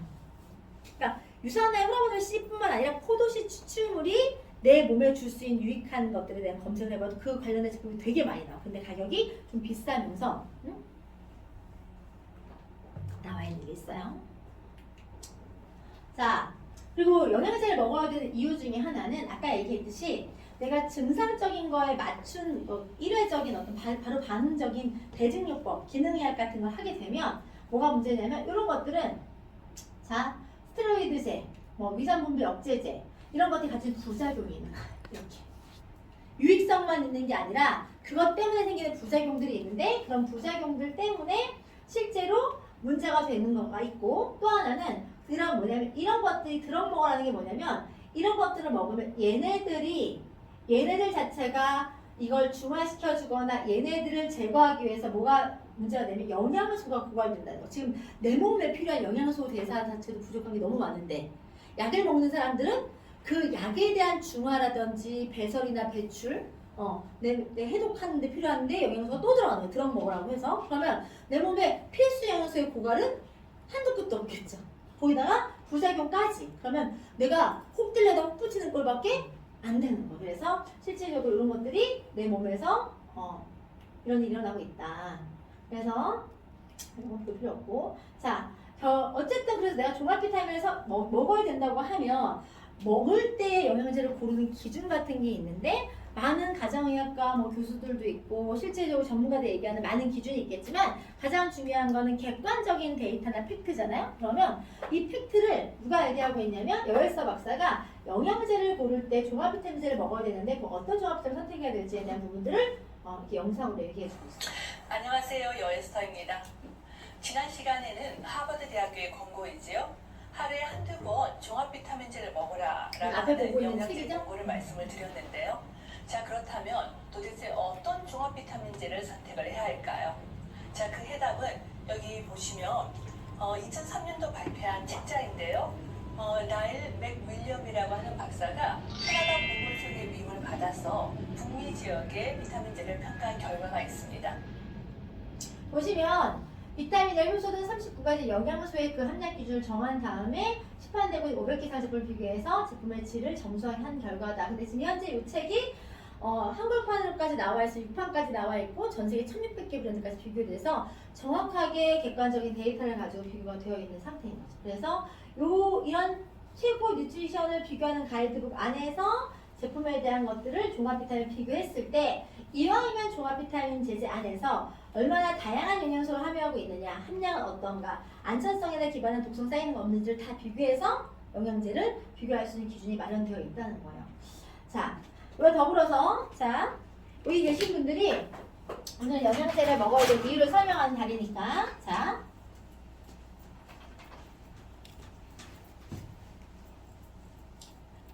필수적으로 먹어야 되는 건 지금 뭐 먹으라고 그랬어요? 종합 비타민. 종합 비타민. 오메가. 또 오메가 3. 오메가3, 유산균, 식이섬유. 식이섬유. 또 뭐 있어요? 물. 자, 아까 전에 소화기계통 중에서 간에 필요한 거 먹으라고 그랬어. 간 영양제 같은 거, 그렇죠? 자, 또 뭐 먹으라고 그랬어요? 염증. 염증, 혈관. 자, 여기 계신 분들이 일단은 우리가 내 몸에서 영양소를 공급하는 것도 중요하고 유해산소를 제거하는 것도 중요하다고 얘기를 했는데 우리가 유해산소를 제거할 수 있는 방법은 결국 들어온 것들을 제거하는 것도 방법이기 때문에 우리가 해독을 지금 하잖아요. 클린하는 걸 하고 있는데 그걸 할 때 기본적으로 종합 비타민이 하는 역할은 뭐냐? 해독할 때 종합 비타민이 하는 역할은 대사를 방해하고 있는 각종 대사에 필요한 영양소를 공급해 주는 거예요. 그동안 장기적으로 내 몸에 장기적인 고갈로 내 몸의 대사가 떨어져 있는 것들을 그 기능을 끼워서 원료를 넣어주는 느낌으로 종합 비타민이 그런 역할을 해주는 거예요. 그리고 우리가 내 몸에서 우리가 소화 분해되는 과정 안에서 또 부산물로 찌꺼기가 또 생긴다 했잖아요. 그러면 외부적인 음식을 먹으면서 해독하기는 어려워요. 왜냐면 지금 대청소하고 있는데 외부 음식 쓰레기 끌어들일 수 없잖아요. 그래서 내가 내 몸을 클린하게 내부에 있는 독소를 제거하려고 하면 외부에 있는 식단을 제한을 해주는 거예요. 왜? 거기 안에 각종 화학 조미료부터 어떤 뭔가가 다 들어있고 실제 영양 밸런스가 맞춰지지 않았기 때문에 내 몸에 기능적인 향상을 주기는 좀 어렵죠. 그래서 기본적으로 식단을 제공을 하는 거죠. 뭐가 맞춰져 있는 아까 얘기했던 단백, 탄수화물, 지방, 세포가 필요한 영양 밸런스 7가지가 다 들어있어서 함께 사람이 대사하거나 열량적인 게 필요한 최소한 것들을 챙겨 넣어주면서 그 식사 제공을 하는 거예요. 그리고 실제적으로 내 몸이 깔아지거나 내 몸의 대사가 떨어지지 않는 우리가 흔히 이야기할 때 너무 극단적으로 칼로리가 낮은 음식을 먹게 되면 대사장애가 더 일어나요. 뭐냐면 섭식장애 같은 거식증, 폭식증 이런 것들은 내가 기본적인 내 몸에 필요한 최소의 열량이라는 게 있거든요. 그게 WHO에서 권고한 열량이 뭐냐면 200에서 300kcal 정도는 먹어줘야지만이 그런 섭식장애 같은 걸 일으키지 않는다고 얘기를 하는 거예요. 그래서 기본적인 칼로리 같은 것들이 제공이 되고 있고 또한 이 식단 안에 뭐가 들어있어요? 단백질. 아까 단백질 되게 중요하다고 그랬잖아요. 그래서 한 끼에 얼마 정도의 단백질 공급되죠? 20g. 자, 식이섬유는요? 9g. 그리고 비타민 미네랄이 밸런스 있게 다 들어있죠. 이 안에 식사 안에. 자, 그리고 실제적으로 우리가 대사질환의 가장 큰 문제 중에 하나가 당대사예요. 근데 당 같은 경우도 실제 아픈 사람, 당뇨가 있는 사람이든 일반적인 사람이든 아직 당뇨가 걸리지 않았어도 당대사가 되게 떨어져 있는 사람이 되게 많거든요. 그래서 기본 그 GI 지수라고 해서 당에 대한 GI 지수 자체를 몇으로 맞춰놨어요? 23. 그래서 내가 이런 당 대사에 대한 활성도도 낮으면서 누구나 당뇨 환자들이든 누구나 다 섭취해도 문제가 없으면서 기본 영양을 공급할 수 있는 식단이 제공되고 이거는 한 끼에 나를 위한 영양, 열량. 자, 이것들이 내 몸에 변화를 만들어주는 건 아니에요. 이거는 활동에 필요한, 대사에 필요한 기본 열량이라고 생각하시면 되고 종합 비타민이 뭔 역할을 하는 거냐면 아까 얘기했듯이 부족한 걸 채워서 내 전체적인 영양 밸런스를 맞춰준다. 왜? 아까 종합 비타민을 먹지 않으면 특정한 걸 딱 먹어도 내가 만약에 갑자기 혈관에 좋은 걸 먹었어요. 혈관에 좋은 게 단순하게 혈관만 깨끗하게 해주거나 피를 맑게 해주는 게 아니라 항산화제 역할을 하거든요. 그럼 딴 데서 급하게 써버리면 내 혈관 건강에 도움을 받을 수가 없죠. 그래서 기본 종합 비타민을 먹으면서 전체적인 영양을 우리가 한 끼 90개가지 영양소가 필요하고 최소 50가지 이상을 먹어야 된다는 걸 채워주면서 그 다음에 어떤 걸 하는 거죠? 장 해독, 간 해독, 혈관 해독을 같이 해주는 거예요. 그래서 장에 필요한 거 뭐 들어간다 그랬어요? 유산균, 식이섬유, 소화효소. 간 해독이 뭐 필요해요? 실리마린, 간영양제. 자, 실리마린만 들어있지 않죠? 식물용수도 다 들어있고 해독과 살균에 필요한 거 부가 성분이 더 많이 들어있어요. 혈관 해독이 뭐 들어가요? 아까 혈관에 가장 필요한 기본 베이스 뭐라 했어요? 오메가3. 코킨. 자, 그리고 또 뭐가 필요하다 그랬어요? 혈관에 탄력을 주고 순환을 도와주고 심장, 폐 같은 우리 몸에서 에너지에 필요한 에너지 활동을 가장 많이 하는 기관이 어디냐면 심장이 1분 1초도 안 지나요. 이 에너지 효소로서 가장 큰 역할을 하는 게 코엔자임 Q10이에요. 근데 이 코엔자임 Q10 자체가 나이가 들면 내 몸에서 만들어지지가 않아요. 그래서 에너지가 떨어지는 이유 중에 하나 반드시 먹어야 되는 피부에도 좋고 항산화 역할도 하고 혈관 건강에 도움이 되는 그래서 오메가3와 함께 코엔자임 Q10을 꼭 반드시 드셔줘야 돼요. 그러면 이게 혈관 건강에 도움을 줄 수 있는 거고 또 하나 뭐 들어간다 그랬어요? 말초혈관까지 염증도 잡아주고 혈순을 도와줄 수 있는 포도씨 추출. 자, 이렇게 해서 내가 내 몸에서 영양제도 필요하지만 내 몸에 갖고 있는 시스템을 정비하는 데 필요한 영양소가 들어가줘야 내 몸에 리뉴얼돼서 내가 몸의 기능이 정상화되고 났을 때 그 다음부터 체중 감량이든 추가적인 기능적인 향상이든 다 가져갈 수 있는 거예요. 그래서 제일 먼저 경험해야 될 건 뭐냐면 내가 급한 거 위주로 한다고 하면 제일 먼저 소화기 계통, 혈관 계통 이렇게 가져간다고 치고 그거를 내가 만약에 그걸 관리하는 데 있어서도 어차피 이 장기는 유기적으로 다 연결되어 있잖아요. 몸 자체가. 그러면 전체적인 걸 한 번에 개선하기 위해서는 우리가 해독을 같이 하는 게 가장 유익할 수 있어요. 그래서 기본적으로 이런 것들 한번 해보시. 해독은 자, 왜 7일이에요? 세포 재생 주기. 뇌장세. 최소 장 점막세포 바뀌는 주기 7일이에요. 근데 만약에 내가 남들보다 대사가 좀 떨어져. 그래서 혈관 대사라든지 염증 대사를 내가 좀 더 하고 싶어. 그러면 해독을 7일만 하지 않고 10일에도 문제 없어요. 특히나 너무 몸이 막 이렇게 몸에 피부 질환도 많고 약간 대사가 안 돼서 피부가 뭐예요? 내 몸에 독소를 배출하는 기관인데 독소가 너무 많아서 피부에 막 트러블적인 다 올라와 있는 분들 있잖아요. 그런 분들은 7일 갖고 안 돼요. 10일에서 15일 이상을 해줘야지만이 그런 것들이 배설할 수 있는 게 돼요. 그래서 내가 만약에 해독을 하고 나면 일단 장이 좋아지고 나면 당연히 피부는 좋아질 수밖에 없어. 자, 유산화에 대한 부분들은 여기 계신 분들 다 알고 계시죠?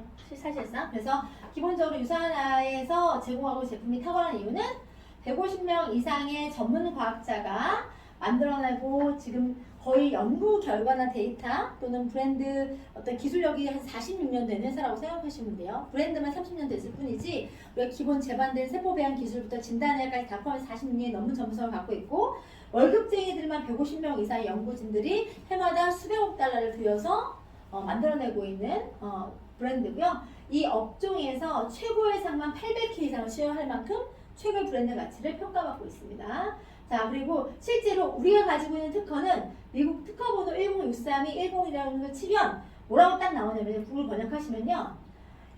수면과 관련된 내인성 시스템, 아까 뭐라 그랬어요? 우리가 내 몸 안에서 내인성으로 내 몸을 지킬 수 있는 항산 시스템이 있다 그랬죠? 근데 그것들에 대해서 지원할 수 있는 방법이 구성을 아예 갖추고 있는 기업으로 특허를 받은 거예요.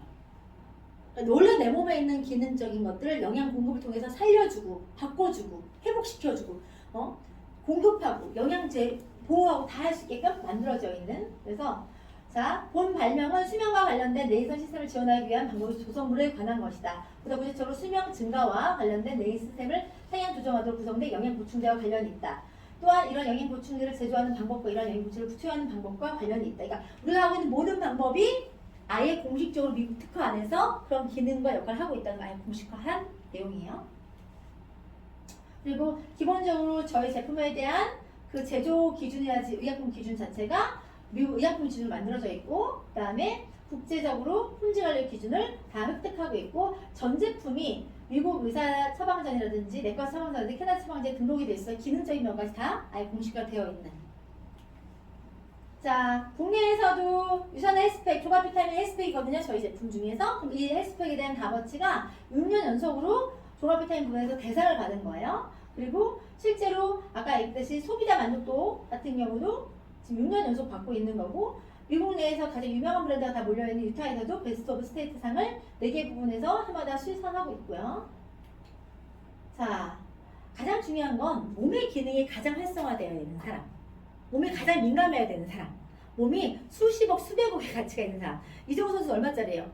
1,400억의 가치가 있는 사람들이 이 제품에 대한 걸 선택할 수밖에 없는 이유. 가장 안전하기 때문에 그래요.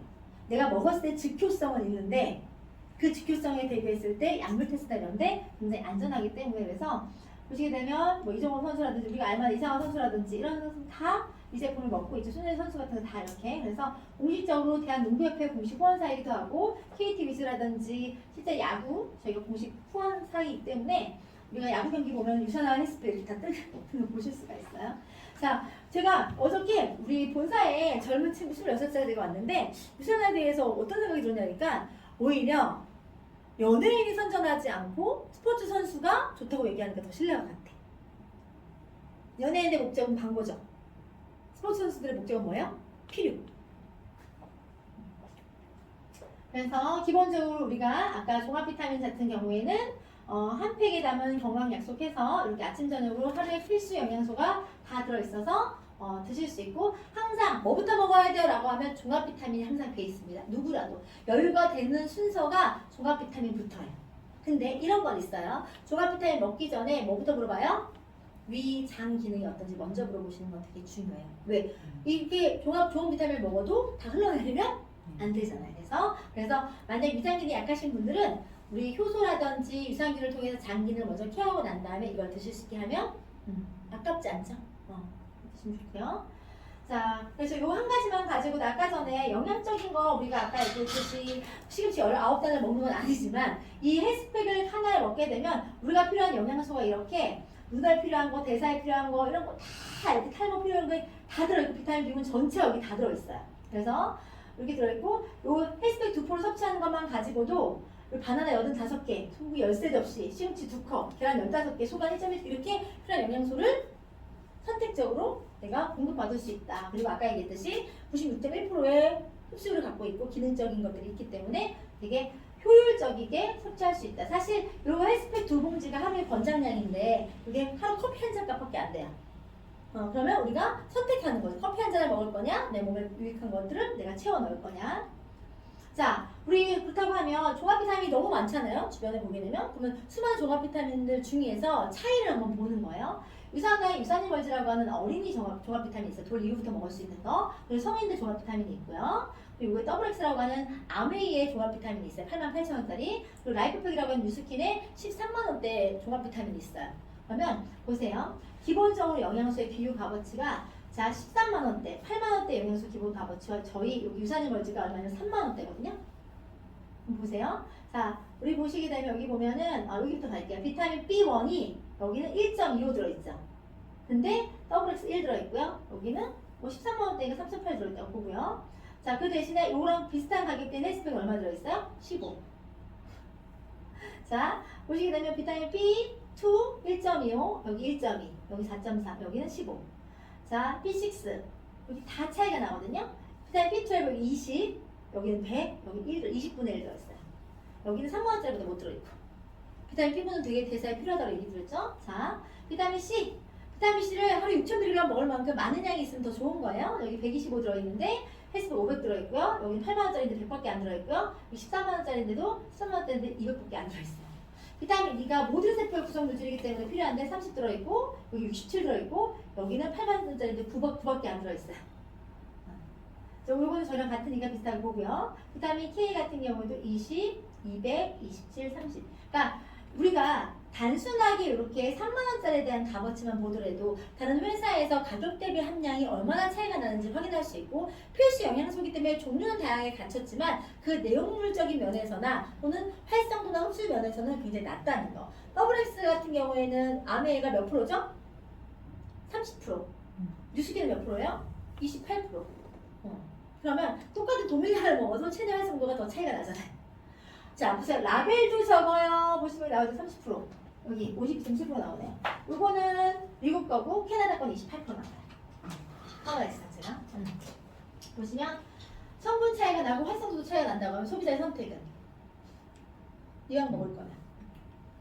자, 기본적으로 우리가 아까 전에 항산화제 얘기 되게 많이 했는데 항산화 물질이 들어있는 것들 이렇게 플라보놀 C600, 코엔자임 큐텐, 비더엑스가 기본 눈 영양과 혈관 건강과 혈압 염증도 잡아주지만 항산화 공급까지 같이 해줄 수 있다는 거예요. 그리고 혈행과 면역 기능에 도움 줄 수 있는 제품들이 우리 면역에 탁월한 아연 제품이 들어있는 글루카민, 영지보석, 표고보석 같은 것들 기본적으로 다 들어있고 면역에 탁월한 건 모든 게 다 들어있어서 이 제품을 먹게 되면 기관지, 천식 안 좋으신 분들은 바로 효과 봐요. 그래서 연세 드실수록 무조건 기침 많이 하시거나 하시는 분들 아이들 감기 걸리면 반드시 이거 먹이면 좋고요. 평소에 이거를 한 2알 정도를 그냥 따뜻한 물에 녹여서 그냥 버섯차처럼 드시는 것도 괜찮아요. 자, 그리고 이거는 오메가3 아까 얘기했듯이 중금속 없고 모든 인증받아서 전 세계 유일하게 인증받은 안전한 오메가3 생각하시면 되고요. 비타민C 복합체. 그래서 비타민C는 많은 양을 먹으면 좋은데 이 비타민C가 체내에 오래 머무르지 않아요. 한 4시간, 3시간 배출되기 때문에 많은 양 먹는 것보다는 자주 먹는 게 훨씬 더 중요한데요. 저희 비타민C 복합체는 뭐냐면 원료가 다양해서 몸에서 순차적으로 흡수가 돼서 배설보다는 효율성이 훨씬 더 높아요. 그리고 위벽에 자극도 없고. 그래서 다양한 비타민C 복합체라는 거, 그리고 비타민 E, 우리는 천연의 비타민 E를 쓰고 있기 때문에 그런 합성형에 대한 신경 쓰지 않으셔도 세포막이라든지 면역 기능이라든지 재생에 도움 줄 수 있는 성분으로 항산화제 역할까지 다 할 수가 있다. 특히나 오메가3 같은 경우는 기름이기 때문에 산화되기가 되게 쉬운데 이 오메가3 안에 비타민 E랑 비타민 D까지 들어있어서 요거 하나만 챙겨 먹어도 되게 복합적인 걸 가져가실 수 있다. 자, 이제 다 누구나 관심은 뼈 관절 건강. 자, 우리 뼈가 우리 몸에 굉장히 중요한 역할을 해요. 우리가 피부가 아무리 좋아도요, 뼈의 구성이나 뼈의 건강이 좋지 않으면 뼈의 색깔이 투영돼서 피부가 안 좋아 보여요. 뼈에 대한 건강이 굉장히 중요한데 실제로 뼈를 구성하고 있는 것들 중에서 우리가 흔히 알고 있는 칼슘 이런 거 있는 게 단백질. 굉장히 중요합니다. 그래서 자, 기본적으로 뼈 건강에 필요한 건 뭐 있어요? 단백질을 섭취해서 드시면서 칼슘, 마그네슘, 비타민 D까지 다 들어있는 것들을 섭취할 수 있고 이게 지금 2개월분이 이 가격인 거예요. 근데 자, 갱년기가 들어가거나 나이가 들면 들수록 우리 몸 자체에서 뭐가 떨어지냐면 골밀도가 떨어져요. 왜냐면 뼈에, 그러니까 칼슘이 어떤 역할을 하냐면 뼈에 있는 성분들이 혈액을 만드는 데 쓰이거든요. 그래서 내 몸에서 그게 충분하게 공급되지 않으면 혈액이 뽑아쓰기 때문에 골밀도가 떨어져요. 그래서 반드시 요즘에는 이걸 섭취해서 드시는 걸 권장하는 거예요. 자, 그리고 연골이나 관절에 좋은 거 기본적으로 글루코사민 자체가 일반 글루코사민이 아닙니다. 메리바 커큐민에서 기본 30개 이상의 효능을 갖고 있는 거고 염증에 도움 주고 통증 완화에 도움 주고 콜라겐 합성에 도움 주고 항산화 작용까지 다 하는 거. 그래서 여러분들이 지금 이 항산화 역할을 하는 염증 반응이 암이나 이런 것들에 다 도움을 줄 수 있는. 그래서 전 세계 운동선수 선택한 관절 영양제라는 거. 비타민 D는 이제 누구나 다 먹어야 되는 거고 이것도 2달분이에요. 그쵸? 그리고 이사플라보 플러스 여자분들이 연세가 나이가 들면 들수록 갱년기가 진행되면 여성 호르몬이 약간 하는 역할을 첫 번째는 대사가 안 돼요. 그래서 내 몸에 대사가 안 되기 때문에 몸이 피곤하거나 나른하거나 뭐 우울감이나 뭐 여러 가지 각종 심리적인 것도 따라오지만 몸에 대사가 안 되기 때문에 몸 자체 내에서 지방이 복부에 쌓입니다. 지방 대사가 안 돼요. 복부 지방 대사가 안 돼서 그래서 갱년기가 진행되면 복부로 살이 몰려서 말도 우리 목욕탕 가시면 팔다리는 얇은데 몸은 뚱뚱하신 핫도그 모양의 몸매를 많이 보실 수가 있는데요. 그래서 반드시 이 여성 호르몬이라고 하는 것들 자체는 여성 호르몬이 하는 역할이 있기 때문에 갱년기가 진행이 중단된다고 하더라도 이걸 지연할 수 있거나 유지할 수 있는 성분을 반드시 먹어주는 게 필요합니다. 그리고 그게 내 골밀도하고도 연결이 돼요. 호르몬하고 같이 뼈 건강에 도움을 줄 수 있는 것들을 필요하다. 주 성분이 뭐냐면 대두이기 때문에 식물성 이소플라본 섭취를 권장합니다.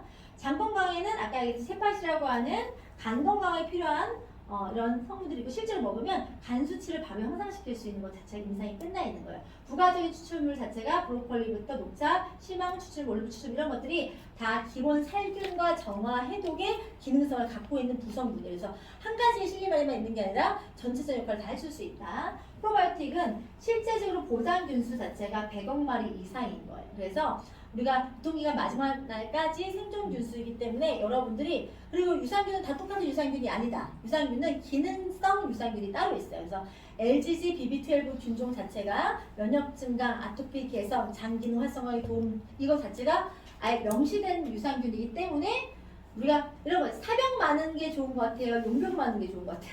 용병.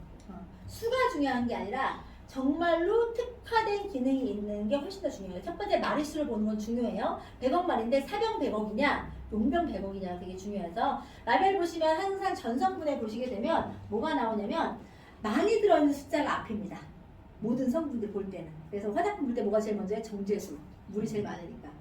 그래서 만약에 대부분의 유산균들 어떻게 되냐면 앞쪽에는 쌍균들을 쓰고요. 뒤쪽에 구색 맞추려고 균들 들어가는 경우가 되게 많아요. 비피더스균, 김치유산균은 쌍균종들이에요.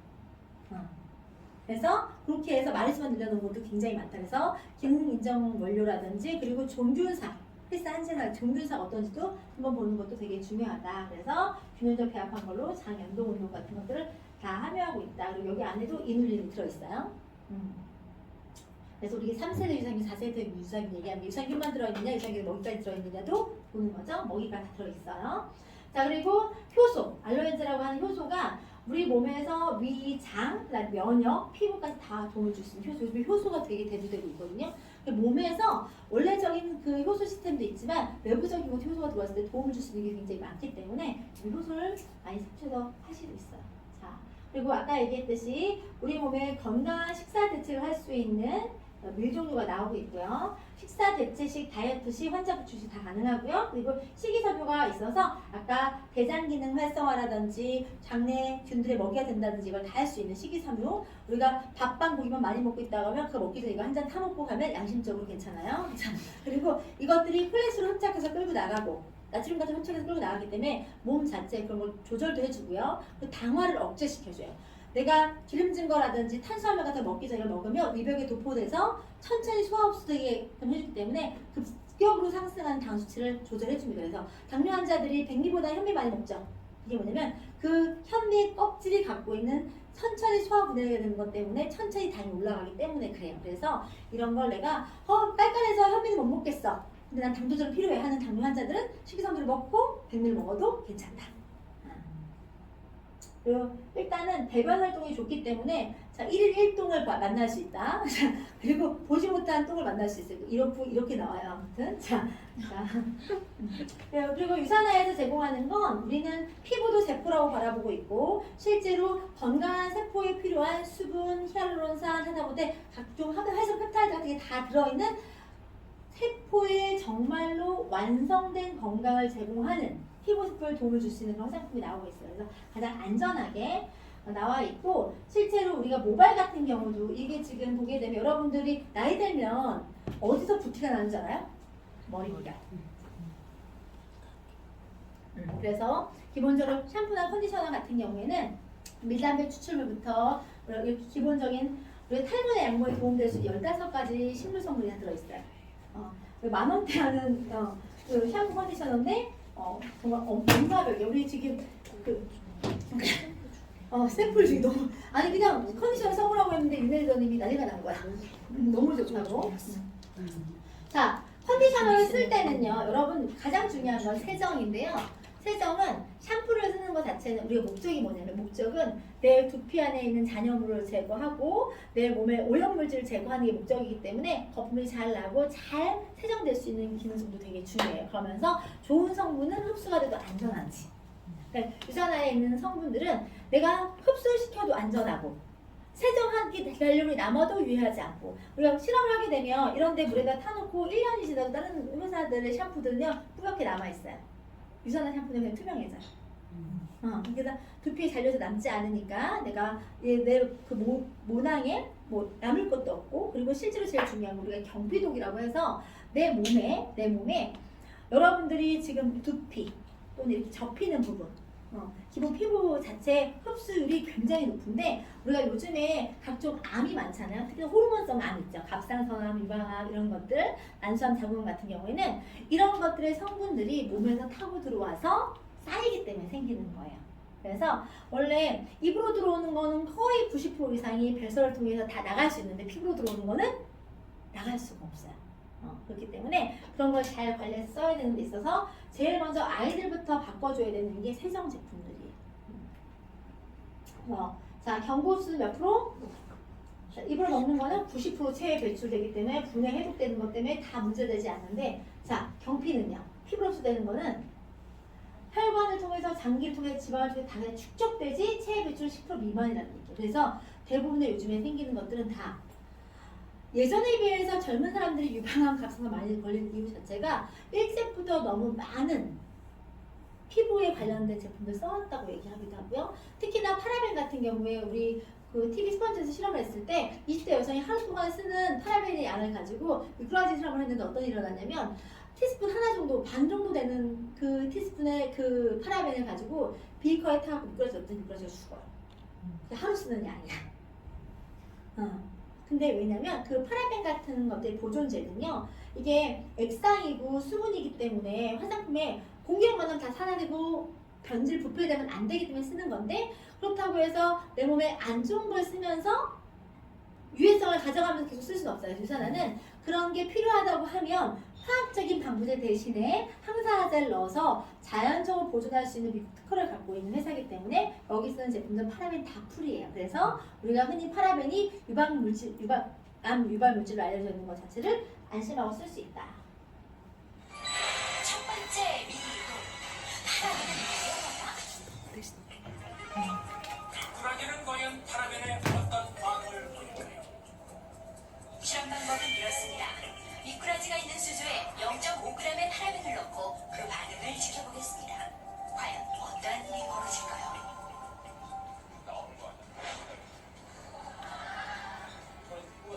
뻐끔뻐끔 숨을 내쉬며 이동도 보이지 않는 미꾸라지. 그런데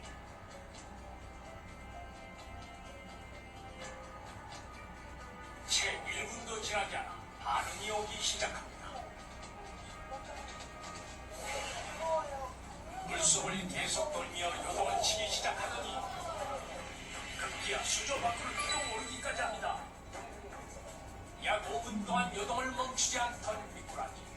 결국 의식을 잃고 맙니다. 500ml에 몰려넣은 파라벤은 급히 미개아니었지만 미꾸라지를 마비시킨 근데 정도의 이게 여러분들이 치명적인 쓰고 있는 화장실에 있는 펴졌습니다. 모든 제품에 들어있어요. 근데 이걸 평생을 쌓았다고 생각해보세요. 특히 여자애들은 특히나 이렇게 자궁이나 생식기는요 더 빨리 없어요. 30대, 60대 이렇게 없어요. 파라벤의 배출하는 독성에 관한 논란이 거세지면서 대체 성분들이 개발되었지만 똑같아요. 영국이 하려다 호랑이 만나는 격이 될 수도 있다는 것입니다. 안전성을 문제는 바로 생각해서 이 방부제 성분들을 우리의 피부가 먹고 있다는 것. 사람의 몸에는 괜찮은 겁니까? 파라벤은 여성 호르몬인 에스트로겐과 유사한 작용을 하거나 에스트로겐의 작용을 더 촉진시키는 일을 합니다. 파라벤이 인체에 흡수되면 호르몬을 교란시켜 여성의 유방암을 발생시키는 원인이 될 수가 있습니다. 화장품 방부제인 파라벤에 과하게 노출될 경우 유방암을 일으킬 수 있다. 직장인 A씨는 기초 화장에 돈과 시간을 많이 투자합니다. 스킨, 에센스, 로션, 세럼, 크림, 기초 5종 세트를 포함해서 아침에 사용한 화장품은 15개. 직장에서는 느낌이 미스트와 핸드크림으로 얼굴과 손을 촉촉하게 합니다. 메이크업 제품. 얼굴 화장을 지우는 데는 클렌징 티슈, 로션, 폼 3단계를 거치는 직장인 A씨가 24시간 동안 사용한 화장품은 총 33개. 유럽 여성들의 평균 화장품 개수보다 2배 많은 양의 화장품을 쓰고 있었습니다. 그렇다면 직장인 A씨의 화장품 33개에 들어있는 파라벤의 양은 모두 얼마나 될까요? 약 6g. 여러분 기억하십니까? 0.5g 아니었어? 미꾸라지를 순식간에 마비시킨 파라벤의 양은 0.5g. 저걸 임산부가 쓰기 만에 때문에 미꾸라지를 기절시킨 양의 약 12배가 되는 양입니다.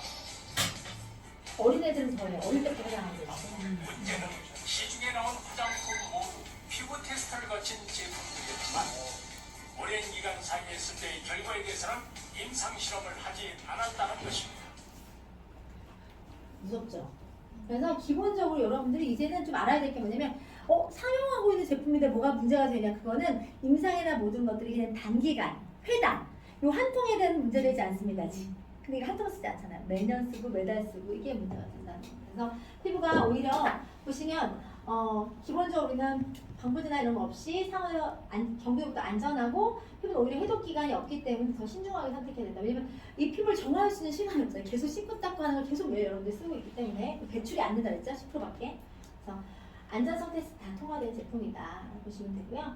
일단 우리가 이제는 필요한 제품들을 여러분들이 내 영양제를 먹고 필요한 것들을 이렇게 정리해가면서 내가 지금 먹고 있는 것들, 내가 하고 있는 일상생활 안에서 내가 얼마나 많이 노출되어 있는 건지, 좋은 걸 먹는 것도 중요하지만 내가 위험한 거나 유해한 것들을 관리하는 건 더 중요하고요.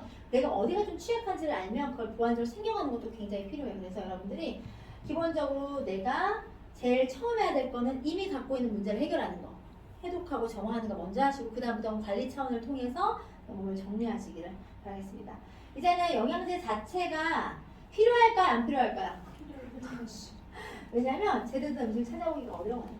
여러분들이 먹고 있는 거, 근데 매일 늙어가고 있고 죽어가고 있고 내 상태는 오늘이 최상이기 때문에 내 몸에 회복력과 재생력이 있을 때 어떤 액션을 했을 때 가장 효과적이라는 걸 기억하셨으면 좋겠고요.